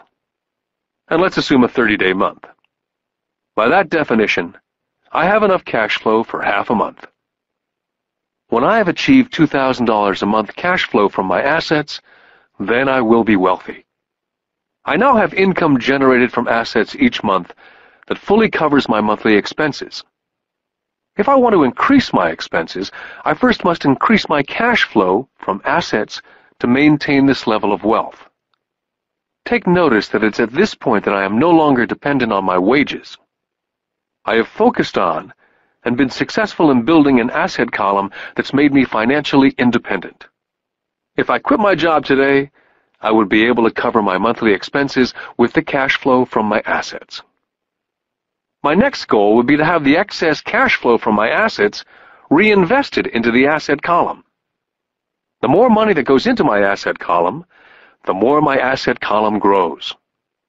The more my assets grow, the more my cash flow grows. And as long as I keep my expenses less than the cash flow from these assets, I will grow richer, with more and more income from sources other than my physical labor. As this reinvestment continues, I am well on my way to being rich. The actual definition of rich is in the eye of the beholder. You can never be too rich. Just remember this simple observation. The rich buy assets, the poor only have expenses. The middle class buys liabilities they think are assets. So how do I start minding my own business? What's the answer? Listen to the founder of McDonald's. Lesson 3. Mind your own business. In 1974, Ray Kroc, the founder of McDonald's, was asked to speak at the MBA class at the University of Texas at Austin. A dear friend of mine, Keith Cunningham, was a student in that MBA class. After a powerful and inspiring talk, the class adjourned, and the students asked Ray if he would join them at their favorite hangout to have a few beers. Ray graciously accepted. "What business am I in?" Ray asked, once the group had all their beers in hand. Everyone laughed, said Keith. Most of the MBA students thought Ray was just fooling around. No one answered, so Ray asked the question again. "What business do you think I'm in?" The students laughed again. And finally one brave soul yelled out, "Ray, who in the world does not know that you're in the hamburger business?" Ray chuckled. "That's what I thought you'd say." He paused, and then quickly said, "Ladies and gentlemen, I'm not in the hamburger business. My business is real estate." McDonald's today is the largest single owner of real estate in the world, owning even more than the Catholic Church. Today, McDonald's owns some of the most valuable intersections and street corners in America, as well as in other parts of the world. Keith said it was one of the most important lessons in his life. Today, Keith owns car washes, but his business is the real estate under those car washes. The previous chapter ended with a statement illustrating that most people work for everyone but themselves. They work first for the owners of the company, then for the government through taxes, and finally for the bank that owns their mortgage. As a young boy, we did not have a McDonald's nearby. Yet my rich dad was responsible for teaching Mike and me the same lesson that Ray Kroc talked about at the University of Texas. It is secret number 3 of the rich. The secret is, mind your own business. Financial struggle is often directly the result of people working all their life for someone else. Many people will have nothing at the end of their working days. Our current educational system focuses on preparing today's youth to get good jobs by developing scholastic skills. Their lives will revolve around their wages, or, as described earlier, their income column. And, after developing scholastic skills, they go on to higher levels of schooling to enhance their professional abilities. They study to become engineers, scientists, cooks, police officers, artists, writers, and so on. These professional skills allow them to enter the workforce and work for money. There's a big difference between your profession and your business. Often I ask people, "What's your business?" And they will say, "Oh, I'm a banker." Then I ask them if they own the bank. And they usually respond, "No, I work there." In that instance, they've confused their profession with their business. Their profession may be a banker, but they still need their own business.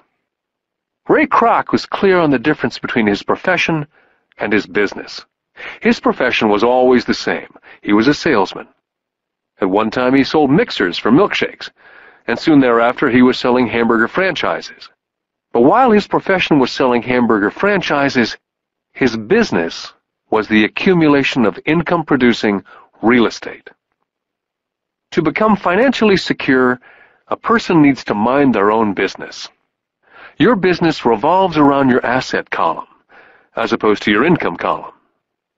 As stated earlier, the number one rule is to know the difference between an asset and a liability, and to buy assets.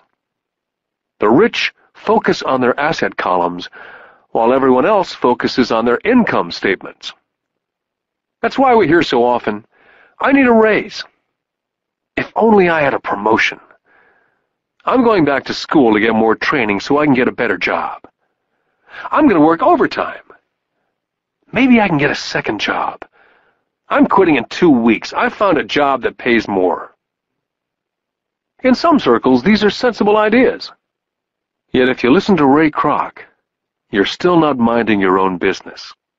These ideas all still focus on the income column, and will only help a person become more financially secure if the additional money is used to purchase income-generating assets.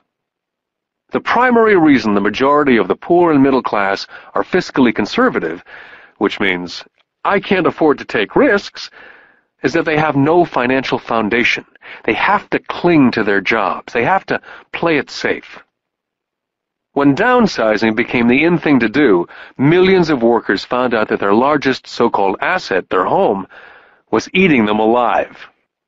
Their asset, called a house, still cost them money every month. Their car, another asset, was eating them alive. The golf clubs in the garage that cost $1,000 were not worth $1,000 anymore. Without job security, they had nothing to fall back on. What they thought were assets could not help them survive in a time of financial crisis. So, many people have put themselves in deep financial trouble when they run short of income. To raise cash, they sell their assets.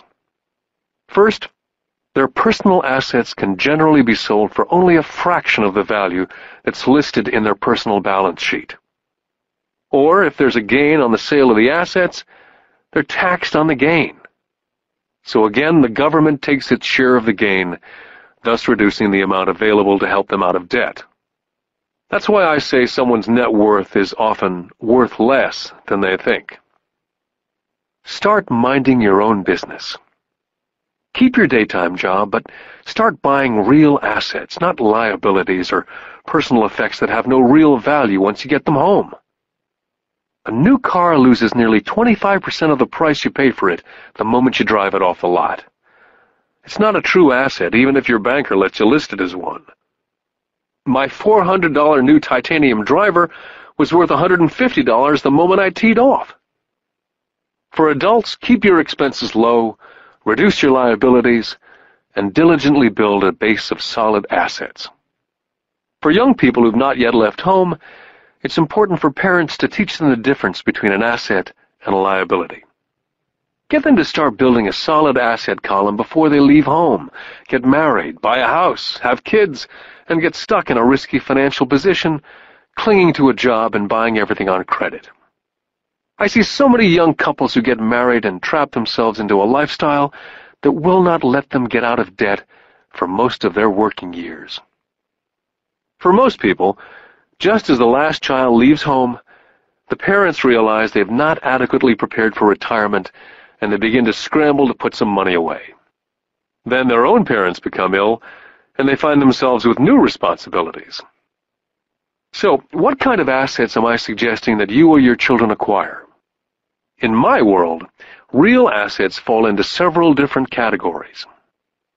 First, businesses that do not require my presence. I own them, but they're managed or run by other people.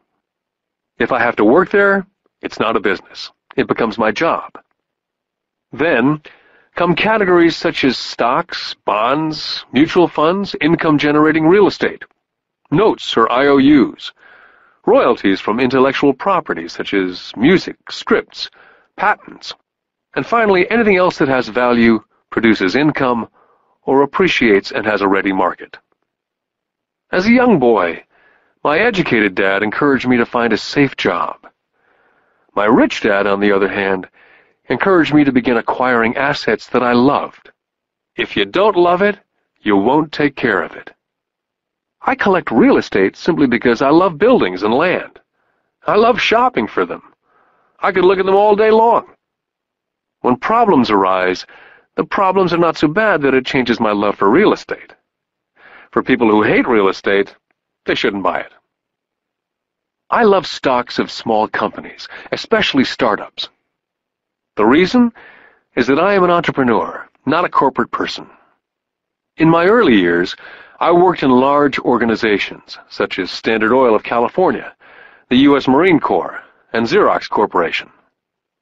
I enjoyed my time with those organizations and have fond memories, but I know deep down I'm not a company man. I like starting companies, not running them. So my stock buys are usually of small companies, and sometimes I even start the company and take it public. Fortunes are made in new stock issues, and I love the game. Many people are afraid of small-cap companies and call them risky, and they are. But risk is always diminished if you love what the investment is, understand it, and know the game. For years, even while I was with the Marine Corps and Xerox, I did what my rich dad recommended. I kept my daytime job, but I still minded my own business. I was active in my asset column. I traded real estate and small stocks. Rich Dad always stressed the importance of financial literacy. The better I was at understanding the accounting and cash management, the better I would be at analyzing investments and eventually starting and building my own company. I would not encourage anyone to start a company unless they really want to. Knowing what I know about running a company, I would not wish that task on anyone. There are times when people cannot find employment where starting a company is a solution for them. The odds are against success. 9 out of 10 companies fail in 5 years. Of those that survive the first 5 years, 9 out of every 10 of those eventually fail as well. So only if you really have the desire to own your own company do I recommend it. Otherwise, keep your daytime job and mind your own business. When I say mind your own business, I mean to build and keep your asset column strong. Once a dollar goes into it, never let it come out. Think of it this way. Once a dollar goes into your asset column, it becomes your employee. The best thing about money is that it works 24 hours a day and can work for generations. Keep your daytime job, be a great, hard-working employee, but keep building that asset column. As your cash flow grows, you can buy some luxuries.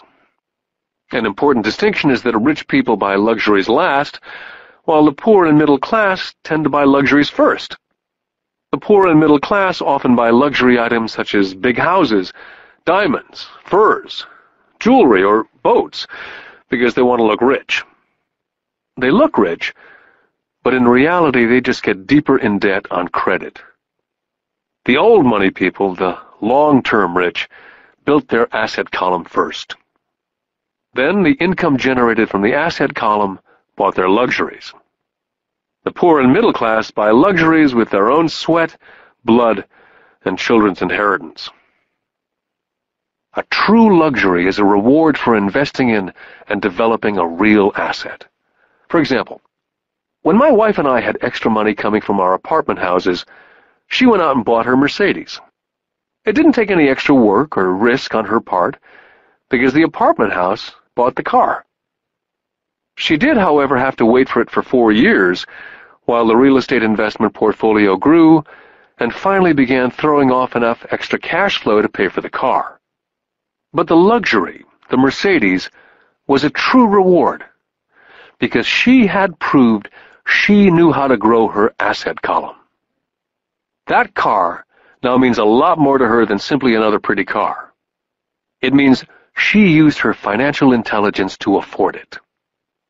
What most people do is they impulsively go out and buy a new car or some other luxury on credit. They may feel bored and just want a new toy. Buying a luxury on credit often causes a person to sooner or later actually resent that luxury because the debt on the luxury becomes a financial burden. After you've taken the time and invested in and built your own business, you're now ready to add the magic touch, the biggest secret of the rich. The secret that puts the rich way ahead of the pack. The reward at the end of the road for diligently taking the time to mind your own business. Lesson 4. The history of taxes and the power of corporations. I remember in school being told the story of Robin Hood and his merry men. My school teacher thought it was a wonderful story of a romantic hero, a Kevin Costner type, who robbed from the rich and gave to the poor. My rich dad did not see Robin Hood as a hero. He called Robin Hood a crook. Robin Hood may be long gone, but his followers live on. How often I still hear people say, "Why don't the rich pay for it?" Or, "The rich should pay more in taxes and give it to the poor." It's this idea of Robin Hood, or taking from the rich to give to the poor, that has caused the most pain for the poor and the middle class. The reason the middle class is so heavily taxed is because of the Robin Hood ideal. The real reality is that the rich are not taxed. It's the middle class who pays for the poor, especially the educated upper-income middle class. Again, to understand fully how things happen, we need to look at the historical perspective. We need to look at the history of taxes. Although my highly educated dad was an expert on the history of education, my rich dad fashioned himself as an expert on the history of taxes. Rich Dad explained to Mike and me that in England and America originally, there were no taxes. Occasionally, there were temporary taxes levied in order to pay for wars. The king or the president would put the word out and ask everyone to chip in. Taxes were levied in Britain for the fight against Napoleon from 1799 to 1816. And in America, taxes were levied to pay for the Civil War from 1861 to 1865. In 1874, England made income tax a permanent levy on its citizens. In 1913, an income tax became permanent in the United States with the adoption of the 16th Amendment to the Constitution. What these historical dates fail to reveal is that both of these taxes were initially levied against only the rich. It was this point that Rich Dad wanted Mike and me to understand. He explained that the idea of taxes was made popular and accepted by the majority by telling the poor and the middle class that taxes were created only to punish the rich.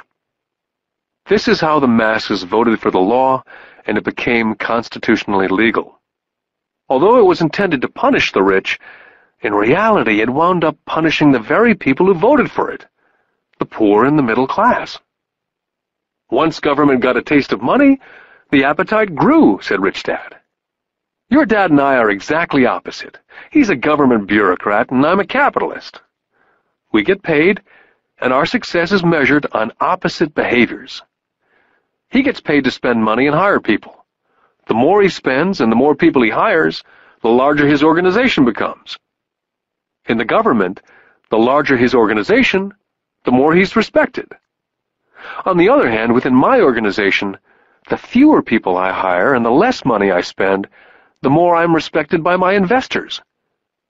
That's why I don't like government people. They have different objectives from most business people. As the government grows, more and more tax dollars will be needed to support it. As I said, the passage of taxes was only possible because the masses believed in the Robin Hood theory of economics, which was to take from the rich and give to everyone else.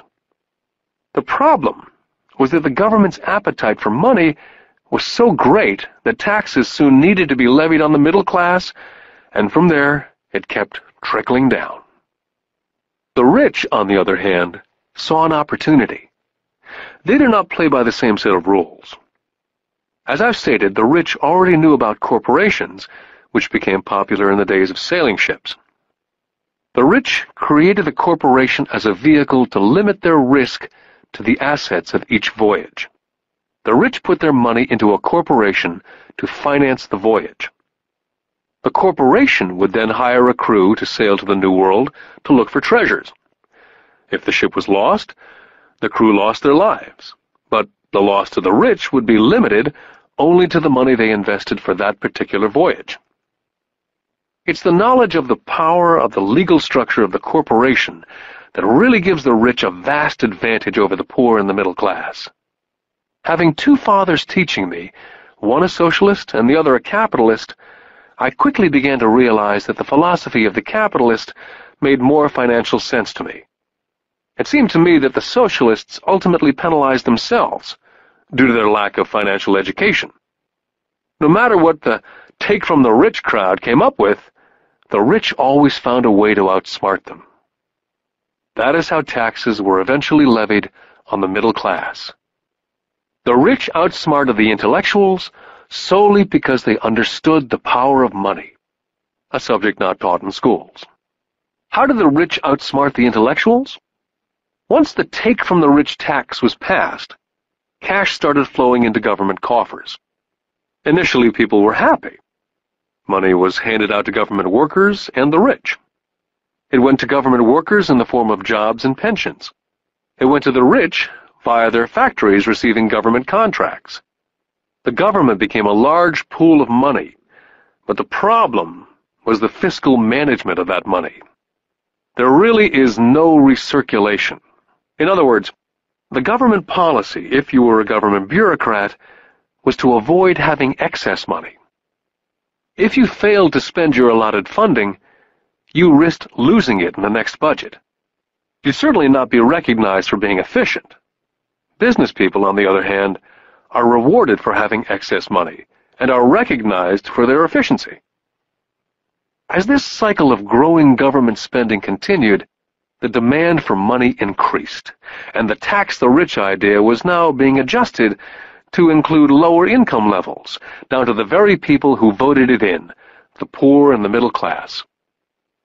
True capitalists use their financial knowledge to simply find a way to escape. They headed back to the protection of a corporation. A corporation protects the rich. But what many people who've never formed a corporation do not know is that a corporation is not really a thing. A corporation is merely a file folder with some legal documents in it, sitting in some attorney's office registered with a state government agency. It's not a big building with the name of the corporation on it. It's not a factory or a group of people. A corporation is merely a legal document that creates a legal body without a soul. The wealth of the rich was once again protected. Once again, the use of corporations became popular once the permanent income laws were passed, because the income tax rate of the corporation was less than the individual income tax rates. In addition, as I said earlier, certain expenses could be paid with pre-tax dollars within the corporation. This war between the haves and the have-nots has been going on for hundreds of years. It's the take-from-the-rich crowd versus the rich. The battle is waged whenever and wherever laws are made. The battle will go on forever. The problem is, the people who lose are the uninformed, the ones who get up every day and diligently go to work and pay taxes. If they only understood the way the rich play the game, they could play it too. Then they would be on their way to their own financial independence. This is why I cringe every time I hear a parent advise their children to go to school so they can find a safe, secure job. An employee with a safe, secure job without financial aptitude has no escape. Average Americans today work 5 to 6 months for the government before they make enough to cover their taxes. In my opinion, that is a long time. The harder you work, the more you pay the government. That's why I believe that the idea of take from the rich backfired on the very people who voted it in. Every time people try to punish the rich don't simply comply, they react. They have the money, power, and intent to change things. They do not just sit there and voluntarily pay more taxes. They search for ways to minimize their tax burden.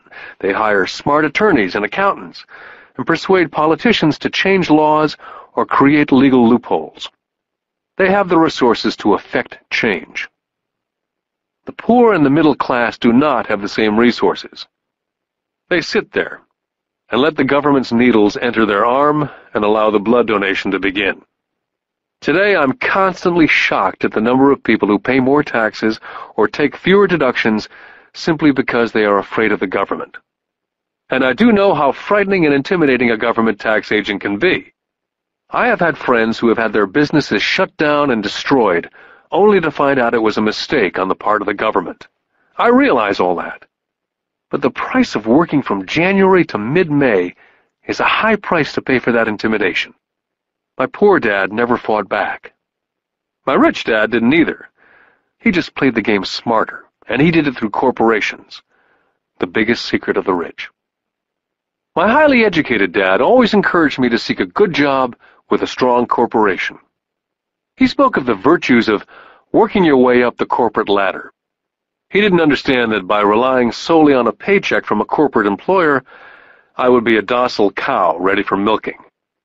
When I told my rich dad of my father's advice, he only chuckled. "Why not own the ladder?" was all he said. As a young boy, I didn't understand what Rich Dad meant by owning my own corporation. It was an idea that seemed impossible and intimidating. Although I was excited by the idea, my youth would not let me envision the possibility that grown-ups would someday work for a company I would own. The point is, if not for my rich dad, I would have probably followed my educated dad's advice. It was merely the occasional reminder of my rich dad that kept the idea of owning my own corporation alive and kept me on a different path. By the time I was 15 or 16, I knew I was not going to continue down the path my educated dad was recommending. I did not know how I was going to do it, but I was determined not to head in the direction most of my classmates were heading. That decision changed my life. It was not until I was in my mid-20s that my rich dad's advice began to make more sense. I was just out of the Marine Corps and working for Xerox. I was making a lot of money, but every time I looked at my paycheck, I was always disappointed. The deductions were so large, and the more I worked, the greater the deductions.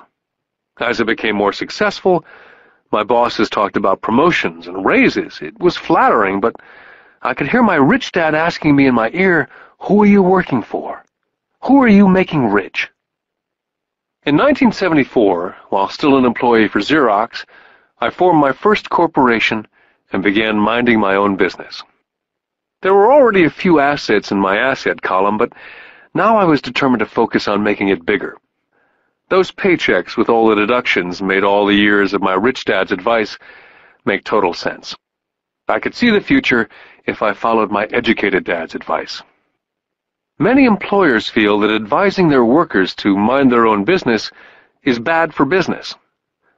I'm sure it can be for certain individuals, but for me, focusing on my own business, developing assets, made me a better employee.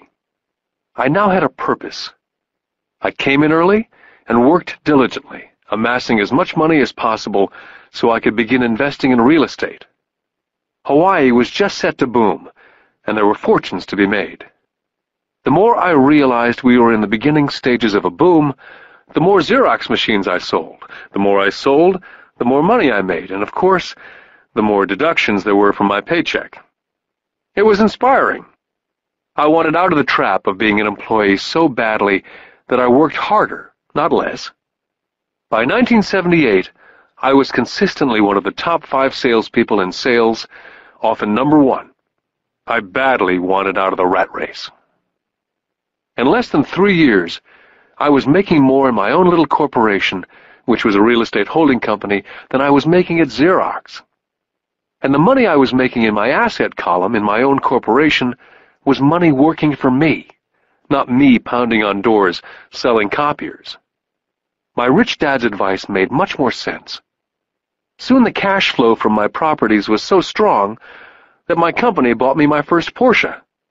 My fellow Xerox salespeople thought I was spending my commissions. I wasn't. I was investing my commissions in assets. My money was working hard to make more money. Each dollar in my asset column was a great employee, working hard to make more employees and buy the boss a new Porsche with before-tax dollars. I began to work harder for Xerox. The plan was working, and my Porsche was the proof. By using the lessons I learned from my rich dad, I was able to get out of the proverbial rat race of being an employee at an early age. It was made possible because of the strong financial knowledge I'd acquired through these lessons.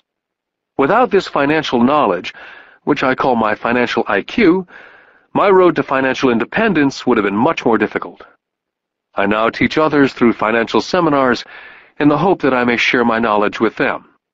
Whenever I do my talks, I remind people that financial IQ is made up of knowledge from 4 broad areas of expertise. The first area is accounting, what I call financial literacy, a vital skill if you want to build an empire. The more money you're responsible for, the more accuracy is required, or the house comes tumbling down. This is the left brain side, or the details. Financial literacy is the ability to read and understand financial statements. This ability allows you to identify the strengths and weaknesses of any business. The second is investing, what I call the science of making money. This involves strategies and formulas. This is the right brain side, or the creative side.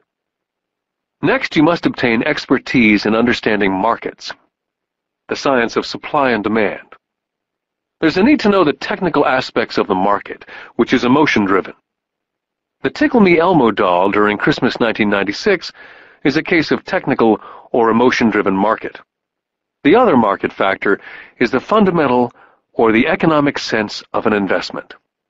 Does an investment make sense, or does it not make sense based on the current market conditions? Finally, you must understand the law. For instance, utilizing a corporation wrapped around the technical skills of accounting, investing, and markets can aid explosive growth. An individual with the knowledge of the tax advantages and protection provided by a corporation can get rich so much faster than someone who's an employee or a small business sole proprietor. It's like the difference between someone walking and someone flying. The difference is profound when it comes to long-term wealth.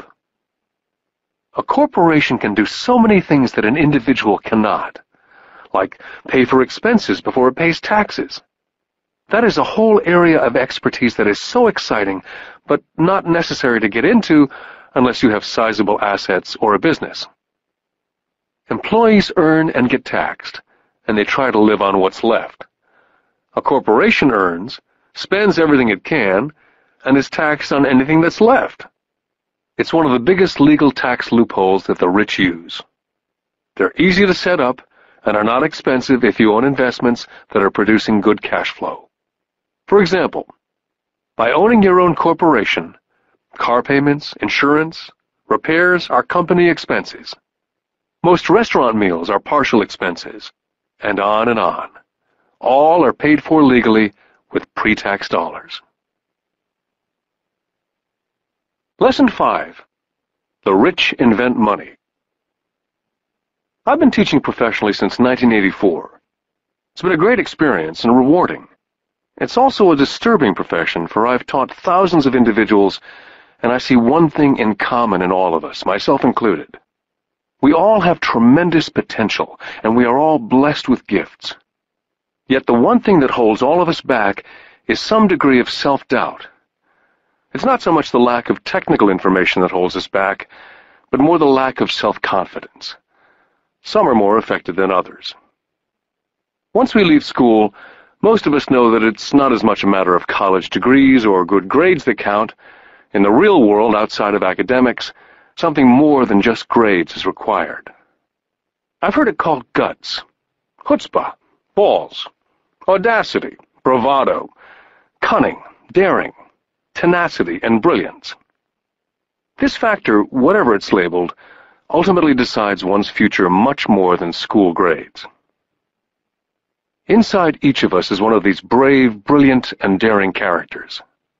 There's also the flip side of that character. People who could get down on their knees and beg if necessary. After a year in Vietnam as a Marine Corps pilot, I intimately got to know both of those characters inside of me. One is not better than the other. Yet as a teacher, I recognized that it was excessive fear and self-doubt that were the greatest detractors of personal genius. It broke my heart to see students know the answers, yet lack the courage to act on the answer. Often in the real world, it's not the smart that get ahead, but the bold.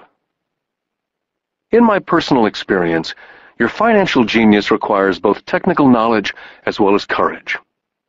If fear is too strong, the genius is suppressed. In my classes, I strongly urge students to learn to take risks, to be bold, to let their genius convert that fear into power and brilliance. It works for some and just terrifies others. I've come to realize that for most people, when it comes to the subject of money, they would rather play it safe. I've had to field questions such as, why take risks? Why should I bother developing my financial IQ? Why should I become financially literate? And I answer, just to have more options. There are huge changes up ahead. There will be 100 people like Bill Gates, and hugely successful companies like Microsoft created every year, all over the world. And there also will be many more bankruptcies, layoffs, and downsizing. So why bother developing your financial IQ? Because if you do, you will prosper greatly. And if you don't, this period of time will be a frightening one. Land was wealth 300 years ago. So the person who owned the land owned the wealth. Then it was factories and production. And America rose to dominance. The industrialist owned the wealth. Today, it's information. And the person who has the most timely information owns the wealth. The problem is, information flies all around the world at the speed of light. The new wealth cannot be contained by boundaries and borders as lands and factories were. The changes will be faster and more dramatic. There will be a dramatic increase in the number of new multimillionaires. There also will be those who are left behind. Today I find so many people struggling, often working harder, simply because they cling to old ideas. They want things to be the way they were. They resist change. I know people who are losing their jobs or their houses, and they blame technology or the economy or their boss. Sadly, they fail to realize that they might be the problem. Old ideas are their biggest liability. It's a liability simply because they fail to realize that while that idea or way of doing something was an asset yesterday, yesterday is gone. One afternoon I was teaching investing, using a game I'd invented, cash flow, as a teaching tool. A friend had brought someone along to attend the class. This friend of a friend was recently divorced, had been badly burned in the divorce settlement, and was now searching for some answers. Her friend thought the class might help. The game was designed to help people learn how money works. In playing the game, they learn about the interaction of the income statement with the balance sheet. They learn how cash flows between the two, and how the road to wealth is through striving to increase your monthly cash flow from the asset column to the point that it exceeds your monthly expenses. Once you accomplish this, you're able to get out of the rat race and onto the fast track. As I've said, some people hate the game, some love it, and others miss the point. This woman missed a valuable opportunity to learn something. In the opening round, she drew a doodad card with the boat on it. At first she was happy. Oh, I've got the boat! Then, as her friend tried to explain how the numbers worked on her income statement and balance sheet, she got frustrated because she had never liked math. The rest of her table waited while her friend continued explaining the relationship between the income statement, balance sheet, and monthly cash flow. Suddenly, when she realized how the numbers worked, it dawned on her that her boat was eating her alive. Later on in the game, she was also downsized and had a child. It was a horrible game for her. After the class, her friend came by and told me that she was upset. She'd come to the class to learn about investing and did not like the idea that it took so long to play a silly game. Her friend attempted to tell her to look within herself, to see if the game reflected on herself in any way. With that suggestion, the woman demanded her money back. She said that the very idea that a game could be a reflection of her was ridiculous. Her money was promptly refunded, and she left. Since 1984, I have made millions simply by doing what the school system does not. In school, most teachers lecture. I hated lectures as a student. I was soon bored, and my mind would drift. In 1984, I began teaching via games and simulations. I always encouraged adult students to look at games as reflecting back to what they know and what they needed to learn. Most importantly, a game reflects back on one's behavior. It's an instant feedback system. Instead of the teacher lecturing you, the game is feeding back a personalized lecture, custom-made just for you. The friend of the woman who left later called to give me an update. She said her friend was fine and had calmed down. In her cooling-off period, she could see some relationships between the game and her life. Just like a board game, the world is always providing us with instant feedback. We could learn a lot if we tuned in more.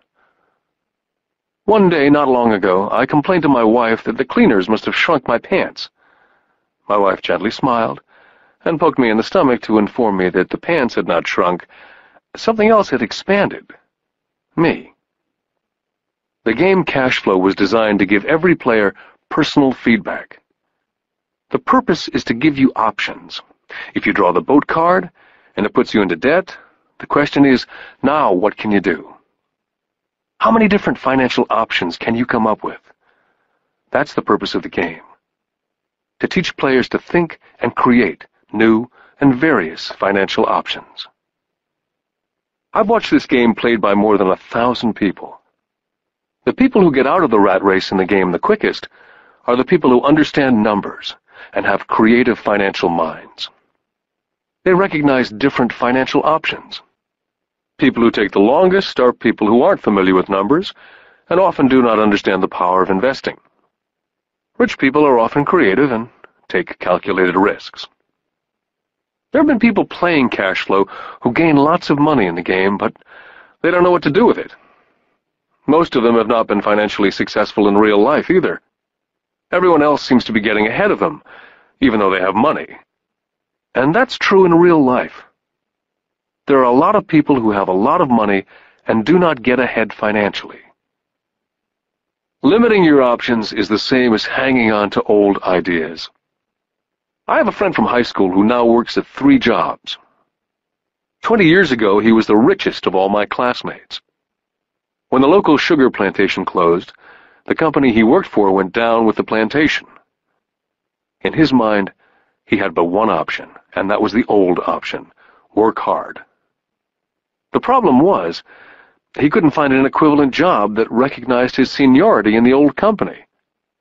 As a result, he's overqualified for the jobs he currently has, so his salary is lower. He now works 3 jobs to earn enough to survive. I've watched people playing Cash Flow complaining that the right opportunity cards are not coming their way, so they sit there. I know people who do that in real life. They wait for the right opportunity. I've watched people get the right opportunity card and then not have enough money. Then they complain they would have gotten out of the rat race if they'd had more money. So they sit there. I know people in real life who do that also. They see all the great deals, but they have no money.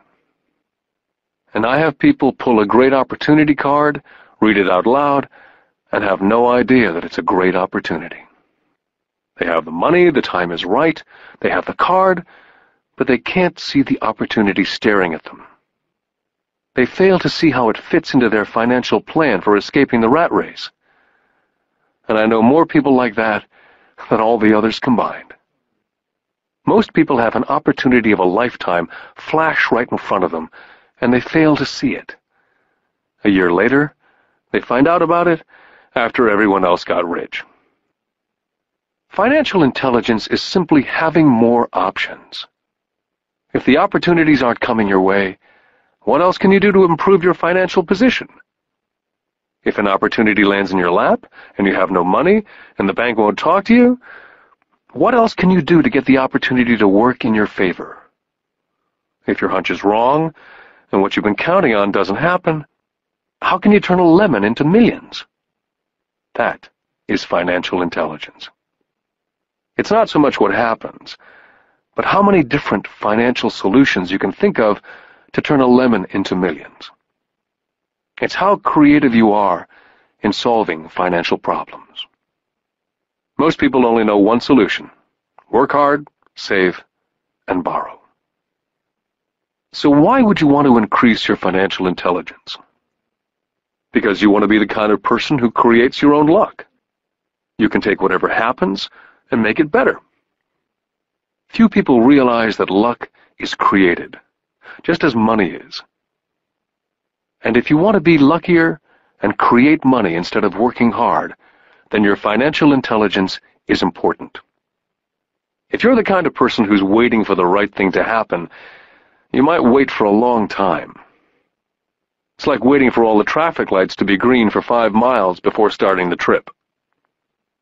As young boys, Mike and I were constantly told by my rich dad that money is not real. Rich Dad occasionally reminded us of how close we came to the secret of money on that first day we got together and began making money out of plaster of Paris. The poor and middle class work for money, he would say. The rich make money.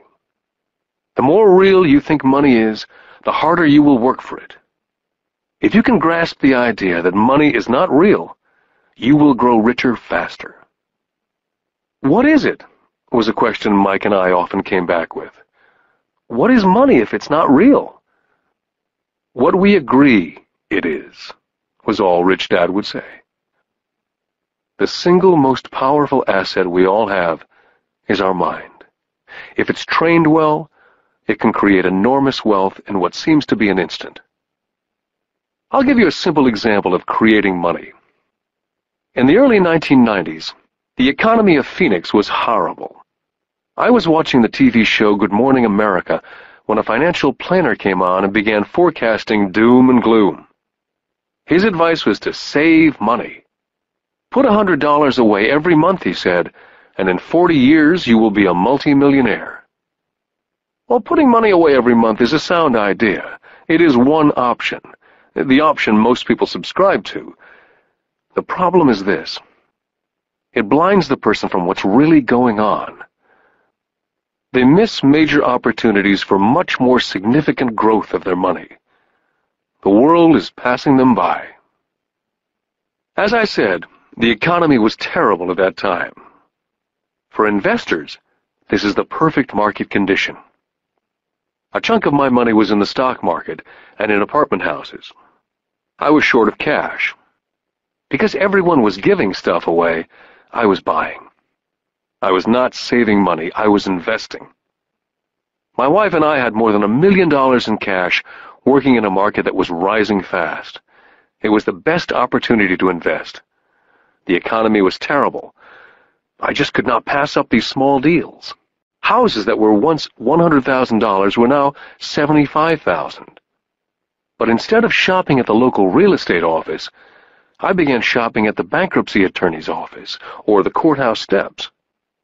In these shopping places, a $75,000 house could sometimes be bought for $20,000 or less. For $2,000, which was loaned to me from a friend for 90 days for $200, I gave an attorney a cashier's check as a down payment. While the acquisition was being processed, I ran an ad in the paper advertising a $75,000 house for only $60,000 and no money down. The phone rang hard and heavy. Prospective buyers were screened, and once the property was legally mine, all the prospective buyers were allowed to look at the house. It was a feeding frenzy. The house sold in a few minutes. I asked for a $2,500 processing fee, which they gladly handed over, and the escrow and title company took over from there. I returned the $2,000 to my friend with an additional $200. He was happy, the home buyer was happy, the attorney was happy, and I was happy. I'd sold a house for $60,000 that cost me $20,000. The $40,000 was created from money in my asset column in the form of a promissory note from the buyer. Total working time, 5 hours. During this depressed market, my wife and I were able to do 6 of these simple transactions in our spare time. While the bulk of our money was in larger properties in the stock market, we were able to create more than $190,000 in assets, notes at 10% interest, in those 6 buy, create, and sell transactions. That comes to approximately $19,000 a year income, much of it sheltered through our private corporation. Much of that $19,000 a year goes to pay for our company cars, gas, trips, insurance, dinners with clients, and other things.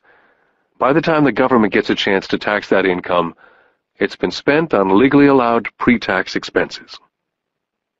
This was a simple example of how money is invented, created, and protected using financial intelligence. Ask yourself how long it would take to save $190,000. Would the bank pay you 10% interest on your money? And the note is good for 30 years. I hope they never pay me the $190,000. I have to pay a tax if they pay me the principal. And besides, $19,000 paid over 30 years is a little over $500,000 in income. The math is simple. You don't need algebra or calculus. I don't write much because the escrow company handles the legal transaction and the servicing of the payments. I have no roofs to fix or toilets to unplug because the owners do that. It's their house. Occasionally someone does not pay, and that's wonderful because there are late fees, or they move out and the property is sold again. The court system handles that. And it may not work in your area. The market conditions may be different, but the example illustrates how a simple financial process can create hundreds of thousands of dollars with little money and low risk. It's an example of money being only an agreement. Anyone with a high school education can do it. Yet most people won't. Most people listen to the standard advice of work hard and save money.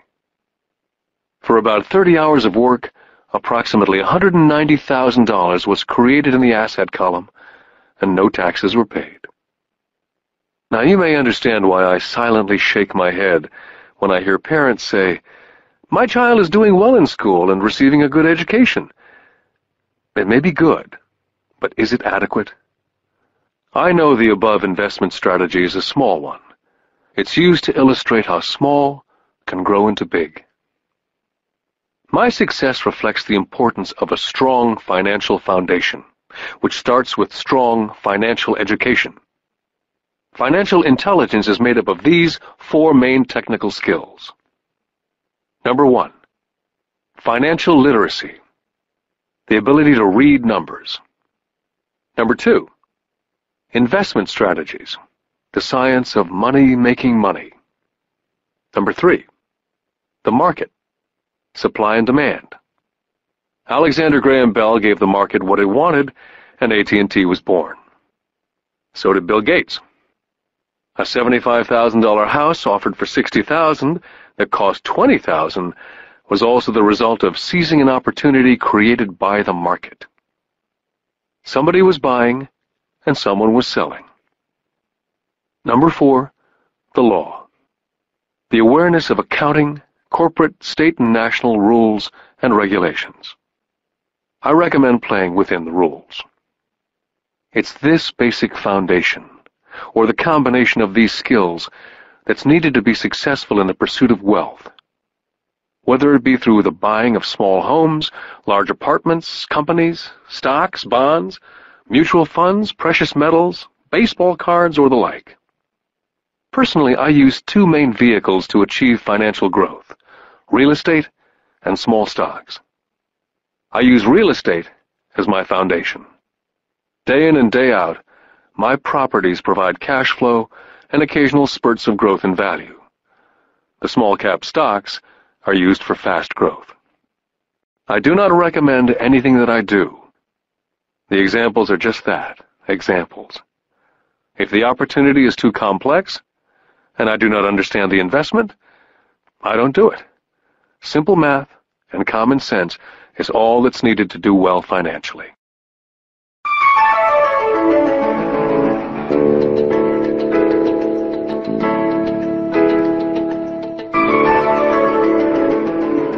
Lesson 6. Work to learn. Don't work for money. In 1995, I granted an interview with a newspaper in Singapore. The young female reporter was on time, and the interview got underway immediately. We sat in the lobby of a luxurious hotel, sipping coffee and discussing the purpose of my visit to Singapore. I was to share the platform with Zig Ziglar. He was speaking on motivation, and I was speaking on the secrets of the rich. "Someday I'd like to be a best-selling author like you," she said. I'd seen some of the articles she'd written for the paper, and I was impressed. She had a tough, clear style of writing. Her articles held a reader's interest. "You have a great style," I said in reply. "What holds you back from achieving your dream?" "My work doesn't seem to go anywhere," she said quietly. "Everyone says that my novels are excellent, but nothing happens, so I keep my job with the paper. At least it pays the bills." "Do you have any suggestions?" "Yes, I do," I said brightly. "A friend of mine here in Singapore runs a school that trains people to sell. He runs sales training courses for many of the top corporations here in Singapore. And I think attending one of his courses would greatly enhance your career." She stiffened. "Are you saying that I should go to school to learn to sell?" I nodded. "I have a master's degree in English literature. Why would I go to school to learn to be a salesperson? I'm a professional." She was now packing her briefcase forcibly. The interview was over. On the coffee table sat a copy of my first book. I picked it up as well as the notes that she jotted down on her legal pad. "Do you see this?" I said, pointing to her notes. She looked down at her notes. "What?" she said, confused. Again, I pointed deliberately to her notes. On her pad, she'd written, "Robert Kiyosaki, best-selling author." It says, best-selling author, not best-writing author. Her eyes widened immediately. "I'm a terrible writer.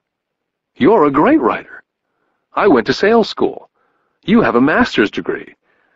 Put them together and you get a best-selling author and a best-writing author." Anger flared from her eyes. "I'll never stoop so low as to learn how to sell. People like you have no business writing. I'm a professionally trained writer, and you're a salesman. It's not fair." The rest of her notes were put away, and she hurried out through the large glass doors into the humid Singapore morning. At least she gave me a fair and favorable write-up the next morning. The world is filled with smart, talented, educated, and gifted people. We meet them every day. They're all around us. I'm constantly shocked at how little talented people earn. I heard the other day that less than 5% of Americans earn more than $100,000 a year. I've met brilliant, highly educated people who earn less than $20,000 a year. A business consultant who specializes in the medical trade was telling me how many doctors, dentists, and chiropractors struggle financially. All this time, I thought that when they graduated, the dollars would pour in. It was this business consultant who gave me the phrase, "They are one skill away from great wealth." What this phrase means is that most people need only to learn and master one more skill, and their income would jump exponentially. I have mentioned before that financial intelligence is a synergy of accounting, investing, marketing, and law. Combine these 4 technical skills, and making money with money is easier. When it comes to money, the only skill most people know is to work hard. The classic example of a synergy of skills was that young writer for the newspaper. If she diligently learned the skills of sales and marketing, her income would jump dramatically. If I were her, I would take some courses in advertising, copywriting, as well as sales. Then instead of working at the newspaper, I would seek a job at an advertising agency. Even if it were a cut in pay, She'd learn how to communicate in shortcuts that are used in successful advertising. She also would spend time learning public relations, an important skill. She would learn how to get millions in free publicity. Then at night and on weekends, she could be writing her great novel. When it was finished, she'd be better able to sell her book. Then in a short while, she could be a best-selling author. When I graduated from the U.S. Merchant Marine Academy in 1969, my educated dad was happy. Standard Oil of California had hired me for its oil tanker fleet. I was a third mate, and the pay was low compared with my classmates, but it was okay for a first real job after college. My starting pay was about $42,000 a year, including overtime, and I only had to work for 7 months. I had 5 months of vacation. If I'd wanted to, I could have taken the run to Vietnam with a subsidiary shipping company and easily doubled my pay instead of taking the 5 months vacation. I had a great career ahead of me, yet I resigned after 6 months with the company and joined the Marine Corps to learn how to fly. My educated dad was devastated. Rich Dad congratulated me. In school and in the workplace, the popular opinion is the idea of specialization. That is, in order to make more money or get promoted, you need to specialize. That is why medical doctors immediately begin to seek a specialty, such as orthopedics or pediatrics. The same is true for accountants, architects, lawyers, pilots, and others. My educated dad believed in the same dogma. That's why he was thrilled when he eventually achieved his doctorate. He often admitted that schools reward people who study more and more about less and less. Rich Dad encouraged me to do exactly the opposite. You want to know a little about a lot, was his suggestion. That's why for years I worked in different areas of his companies. For a while I worked in his accounting department. Although I would probably never have been an accountant, he wanted me to learn via osmosis. Rich Dad knew I would pick up jargon and a sense of what's important and what's not. I also worked as a busboy and construction worker, as well as in sales, reservations, and marketing. He was grooming Mike and me. That's why he insisted we sit in on the meetings with his bankers, lawyers, accountants, and brokers. He wanted us to know a little about every aspect of his empire. Educated Dad thought I went to school to learn to be a ship's officer. Rich Dad knew that I went to school to study international trade. So as a student, I made cargo runs navigating large freighters, oil tankers, and passenger ships to the Far East and the South Pacific. Rich Dad emphasized that I stay in the Pacific instead of taking ships to Europe, because he knew that the emerging nations were in Asia, not Europe. While most of my classmates, including Mike, were partying at their fraternity houses, I was studying trade, people, business styles and cultures in Japan, Taiwan, Thailand, Singapore, Hong Kong, Vietnam, Korea, Tahiti, Samoa, and the Philippines. I also was partying, but it was not in any frat house. I grew up rapidly. Educated Dad could not understand why I decided to quit and join the Marine Corps. I told him I wanted to learn to fly, but really I wanted to learn to lead troops. Rich Dad explained to me that the hardest part of running a company is managing people. He'd spent 3 years in the Army. My educated dad was draft exempt. Rich Dad told me of the value of learning to lead men into dangerous situations. Leadership is what you need to learn next, he said. If you're not a good leader, you'll get shot in the back, just like they do in business. Returning from Vietnam in 1973, I resigned my commission, even though I loved flying. I found a job with Xerox Corporation. I joined it for one reason, and it was not for the benefits. I was a shy person, and the thought of selling was the most frightening subject in the world. Xerox is one of the best sales training programs in America. Rich Dad was proud of me. My educated dad was ashamed.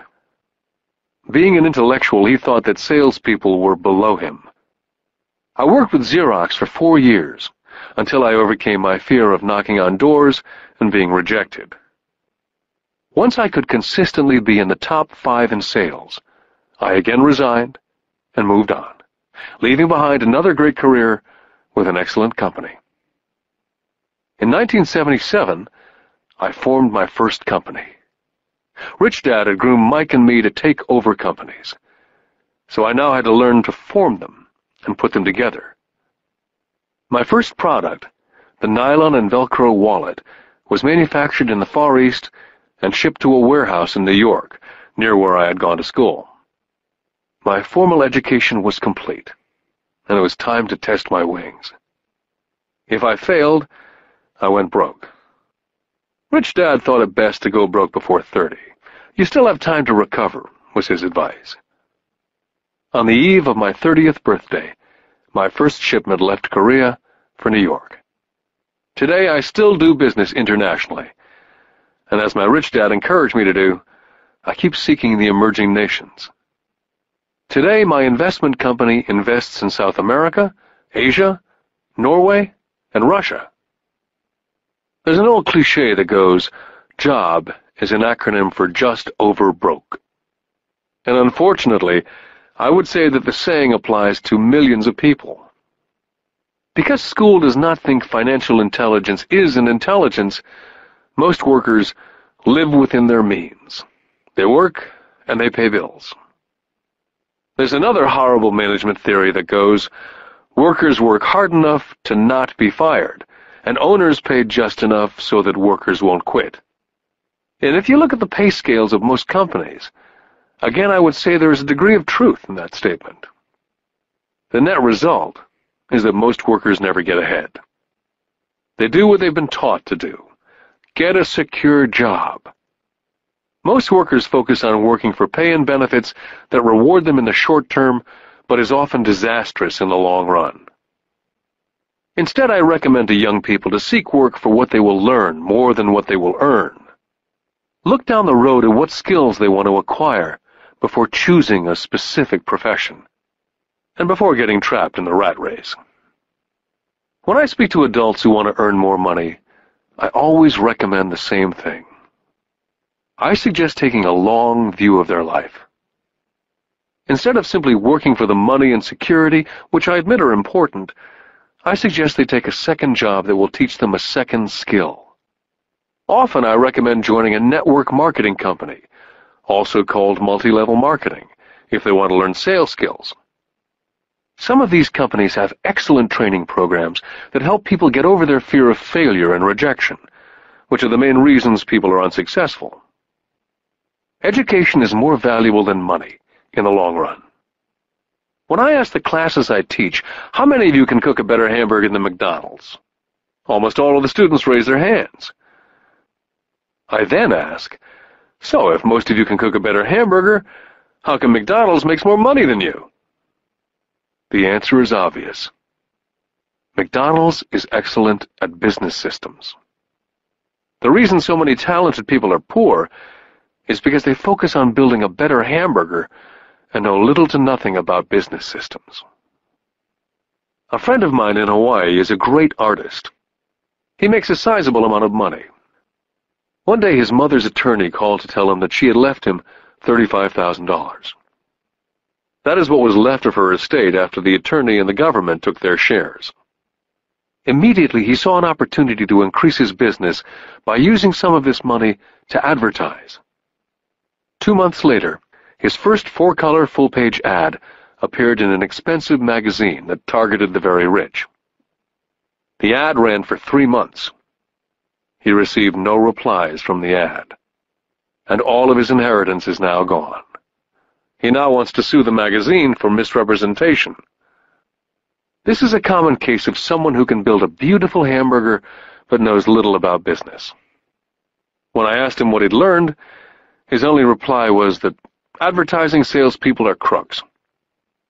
I then asked him if he'd be willing to take a course in sales and a course in direct marketing. His reply, I don't have the time, and I don't want to waste my money. The world is filled with talented poor people. All too often, they're poor or struggle financially, or earn less than they're capable of, not because of what they know, but because of what they do not know. They focus on perfecting their skills at building a better hamburger, rather than the skills of selling and delivering the hamburger.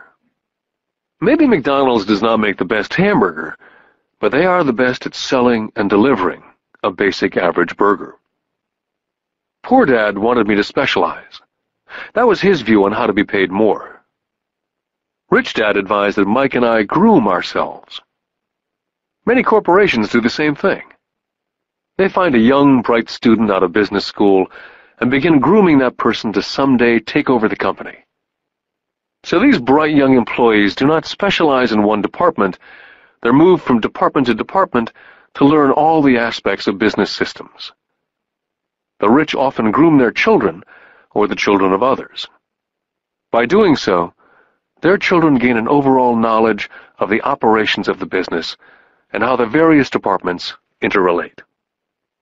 For the World War II generation, it was considered bad to skip from company to company. Today, it's considered smart. Since people will skip from company to company rather than seek greater specialization, why not seek to learn more than earn?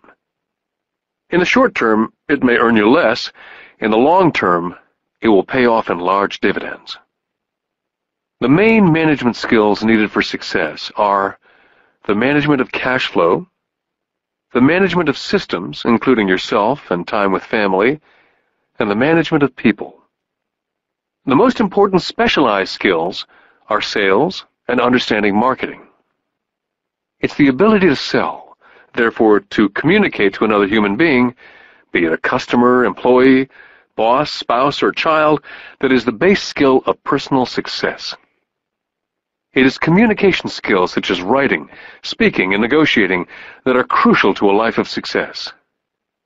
It's a skill that I work on constantly, attending courses or buying educational tapes to expand my knowledge. Rich Dad encouraged Mike and me to know a little about a lot. He encouraged us to work with people smarter than we were, and to bring smart people together to work as a team. Today it would be called a synergy of professional specialties. Today I meet ex-school teachers earning hundreds of thousands of dollars a year. They earn that much because they have specialized skills in their field, as well as other skills.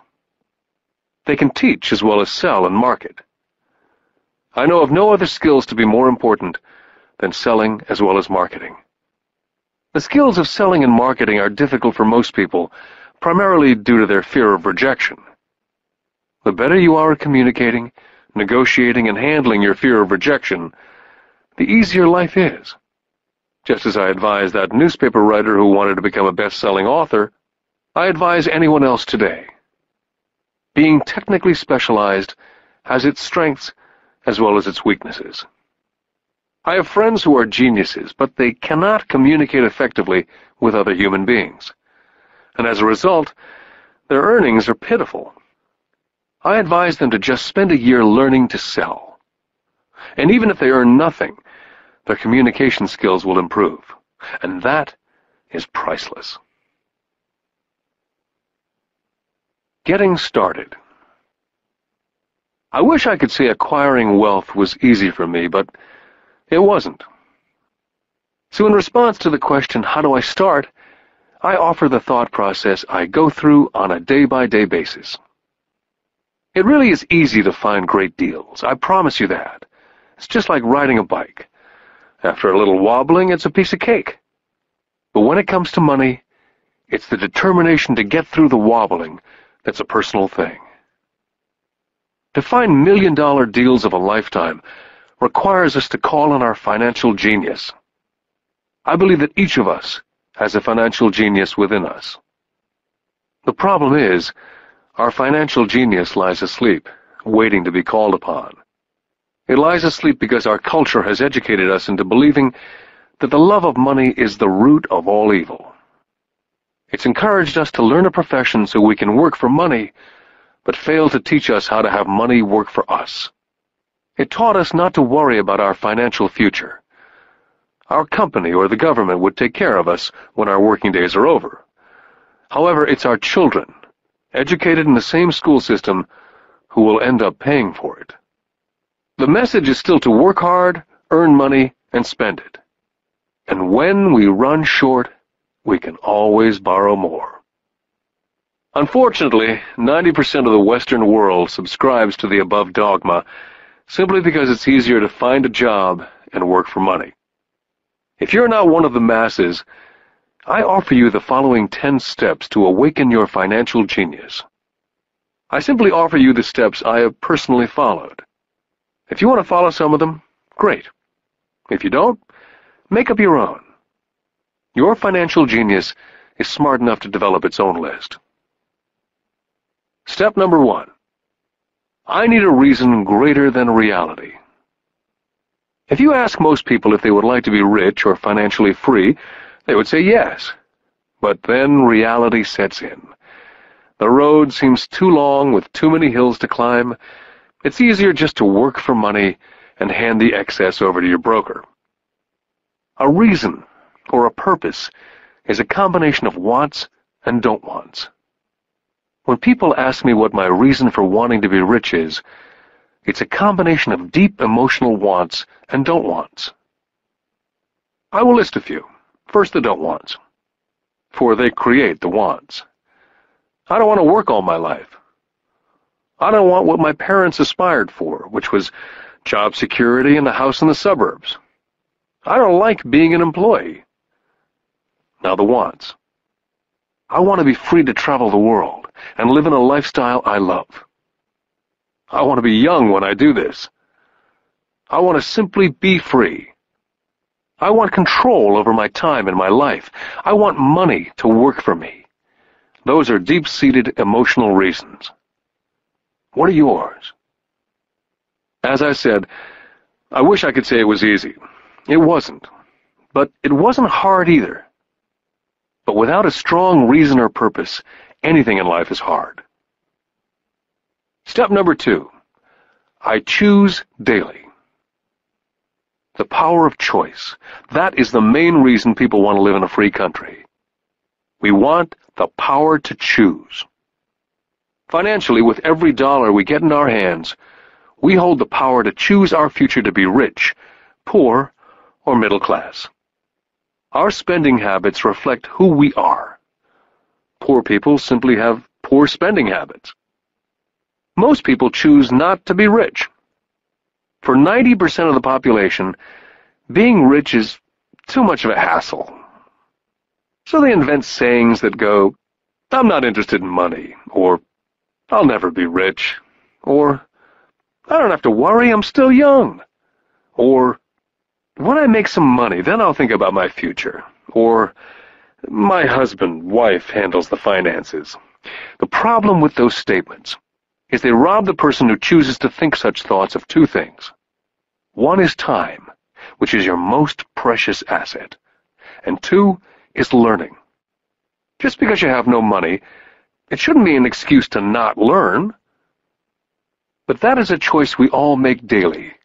The choice of what we do with our time, our money, and what we put in our heads. That is the power of choice. All of us have choice. I just choose to be rich, and I make that choice every day. Step number 3. Choose friends carefully. First of all, I do not choose my friends by their financial statements. I have friends who have actually taken the vow of poverty, as well as friends who earn millions every year. The point is, I learn from all of them, and I consciously make the effort to learn from them. But there's one distinction that I'd like to point out. I've noticed that my friends with money talk about money, and I do not mean brag. They're interested in the subject, so I learn from them and they learn from me. My friends whom I know are in dire straits financially do not like talking about money, business, or investing. They often think it rude. So I also learn from my friends who struggle financially. I find out what not to do. Step number 4. Master a formula and then learn a new one. In order to make bread, Every baker follows a recipe, even if it's only held in their head. The same is true for making money. That's why money is often called dough. When it comes to money, the masses generally have one basic formula they learned in school, and that is work for money. The formula I see that is predominant in the world is that every day millions of people get up and go to work, earn money, pay bills, balance checkbooks, buy some mutual funds, and go back to work. That is the basic formula or recipe. If you're tired of what you're doing or you're not making enough, it's simply a case of changing the formula via which you make money. Years ago, when I was 26, I took a weekend class called How to Buy Real Estate Foreclosures. I learned a formula. The next trick was to have the discipline to actually put into action what I had learned. That is where most people stop. For 3 years while working for Xerox, I spent my spare time learning to master the art of buying foreclosures. I've made several $1 million using that formula, but today it's too slow, and too many other people are doing it. So after I mastered that formula, I went in search of other formulas. For many of the classes, I did not use the information I learned directly, but I always learned something new. Step number 5. Pay yourself first. The power of self-discipline. If you cannot get control of yourself, do not try to get rich. You might first want to join the Marine Corps or some religious order, so you can get control of yourself. It makes no sense to invest, make money, and blow it. It's the lack of self-discipline that causes most lottery winners to go broke soon after winning millions. It's the lack of self-discipline that causes people who get a raise to immediately go out and buy a new car or take a cruise. It's difficult to say which of the 10 steps is the most important, but of all the steps, this step is probably the most difficult to master if it's not already a part of your makeup. I would venture to say that it's the lack of personal self-discipline that is the #1 delineating factor between the rich, poor, and middle class. I do not take the saying, "pay yourself first," lightly. The Richest Man in Babylon by George Clason is where the statement, "pay yourself first," comes from. Millions of copies have been sold. But while millions of people freely repeat that powerful statement, few follow the advice. For those who do follow it, their financial statement, income statement, and balance sheet shows income flowing into assets and assets supplying income. Each month, these people allocate money to their asset column before they pay their monthly expenses. Although millions of people have read Clason's book and understand the words "pay yourself first," in reality they pay themselves last. Now I can hear the howls from those of you who sincerely believe in paying your bills first. And I can hear all the responsible people who pay their bills on time. I'm not saying be irresponsible and not pay your bills. All I'm saying is do what the program says, which is pay yourself first. The reason I don't have high credit card debt and doodad debt is because I want to pay myself first. Although I pay my bills last, I am financially astute enough to not get into a tough financial situation. To ensure paying yourself first, don't get into large debt positions that you have to pay for. Keep your expenses low. Build up assets first. Then, buy the big house or a nice car. Being stuck in the rat race is not intelligent. And when you come up short, let the pressure build and don't dip into your savings or investments. Use the pressure to inspire your financial genius to come up with new ways of making more money and then pay your bills. You will have increased your ability to make more money as well as your financial intelligence. Step number 6. Pay your brokers well. I often see people posting a sign in front of their house that says, "For sale by owner." Or I see on TV today many people claiming to be discount brokers. My rich dad taught me to take the opposite tack. He believed in paying professionals well, and I have adopted that policy also. Today I have expensive attorneys, accountants, real estate brokers, and stockbrokers. Why? Because if, and I do mean if, the people are professionals, their services should make you money. And the more money they make, the more money I make. We live in an information age. Information is priceless. A good broker should provide you with information as well as take the time to educate you as to its meaning. Step number 7. Be an Indian giver. This is the power of getting something for nothing. When the first white settlers came to America, they were taken aback by a cultural practice some American Indians had. For example, if a settler was cold, the Indian would give the person a blanket. Mistaking it for a gift, the settler was often offended when the Indian asked for it back. The Indians also got upset when they realized the settlers did not want to give it back. That is where the term Indian giver came from. A simple cultural misunderstanding. In the world of the asset column, being an Indian giver is vital to wealth. The sophisticated investor's first question is, how fast do I get my money back? They also want to know what they get for free, also called a piece of the action. That is why the ROI, or return of and on investment, is so important. Frequently, my broker will call me and recommend I move a sizable amount of money into the stock of a company that he feels is just about to make a move that will add value to the stock, like announcing a new product. I will move my money in for a week to a month while the stock moves up. Then I pull my initial dollar amount out and stop worrying about the fluctuations of the market because my initial money is back and ready to work on another asset. So my money goes in and then it comes out, and I own an asset that was technically free. Step number 8. Assets buy luxuries.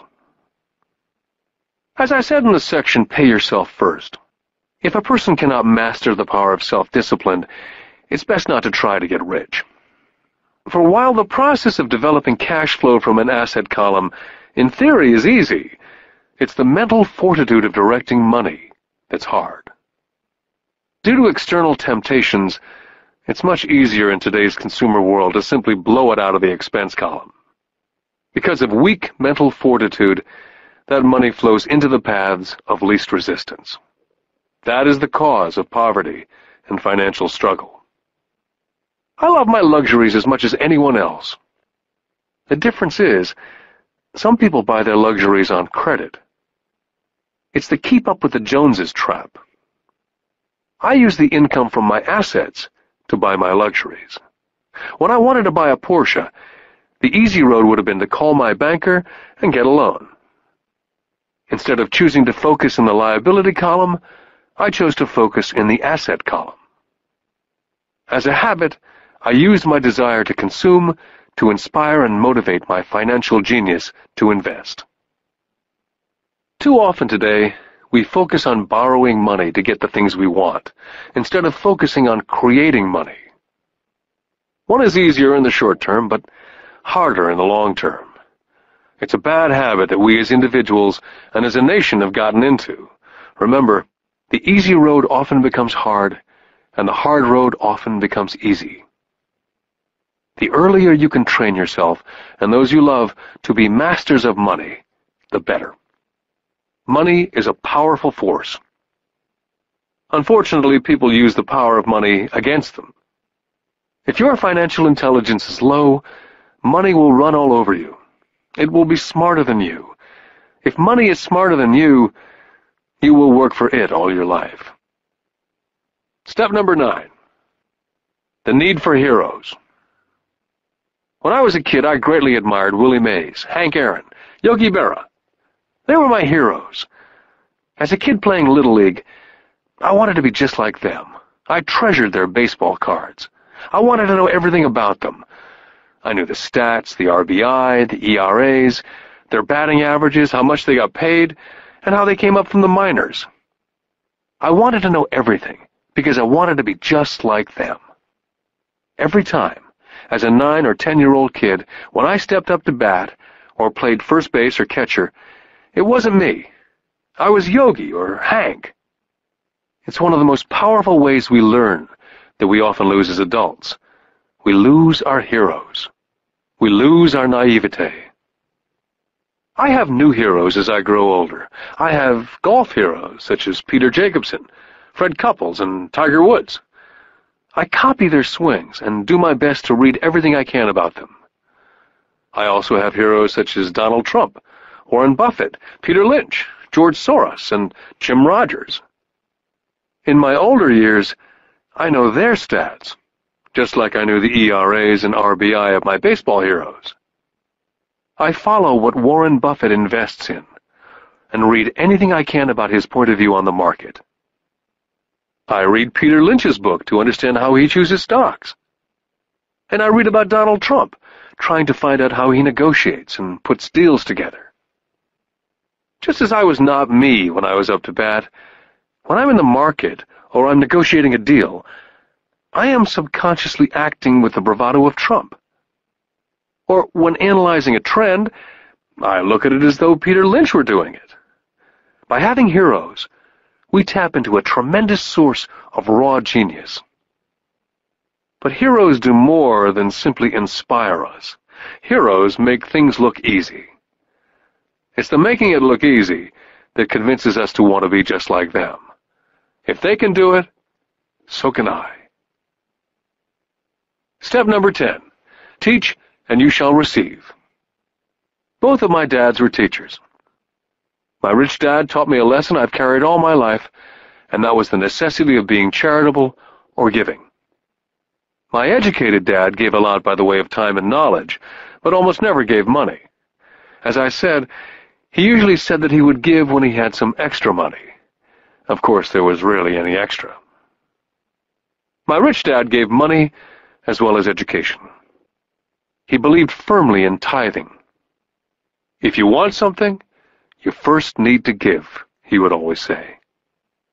When he was short of money, he simply gave money to his church or to his favorite charity. If I could leave one single idea with you, it's that idea. Whenever you feel short or in need of something, give what you want first, and it will come back in buckets. That's true for money, a smile, love, friendship. I know it's often the last thing a person may want to do, but it's always worked for me. I just trust that the principle of reciprocity is true, and I give what I want. My rich dad would often say, poor people are more greedy than rich people. He would explain that if a person was rich, that person was providing something that other people wanted. In my life, over all these years, whenever I felt needy or short of money or short of help, I simply went out and found in my heart what I wanted and decided to give it first. And when I gave, it always came back. It reminds me of the story of the guy sitting with firewood in his arms on a cold, freezing night, and he's yelling at the pot-bellied stove, "When you give me some heat, then I'll put some wood in." And when it comes to money, love, happiness, sales, and contacts, all one needs to remember is first to give what you want, and it will come back in droves. My poor dad taught teachers, and he became a master teacher. My rich dad always taught young people his way of doing business. In retrospect, it was their generosity with what they knew that made them smarter. There are powers in this world that are much smarter than we are. You can get there on your own, but it's easier with the help of the powers that be. All you need to be is generous with what you have, and the powers will be generous with you. Take action. All of you were given two great gifts, your mind and your time. It is up to you to do what you please with both. With each dollar bill that enters your hand, you and only you have the power to determine your destiny. Spend it foolishly, you choose to be poor. Spend it on liabilities, you join the middle class. Invest it in your mind and learn how to acquire assets, and you will be choosing wealth as your goal and your future. The choice is yours and only yours.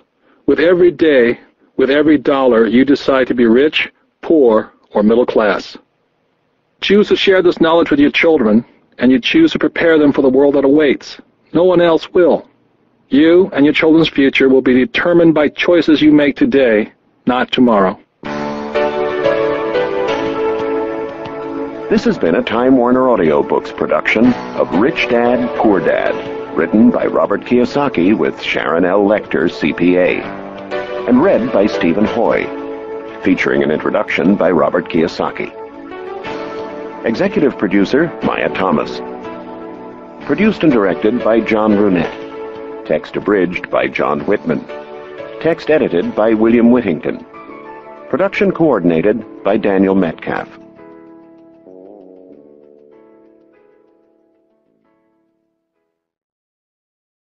Audible hopes you have enjoyed this program.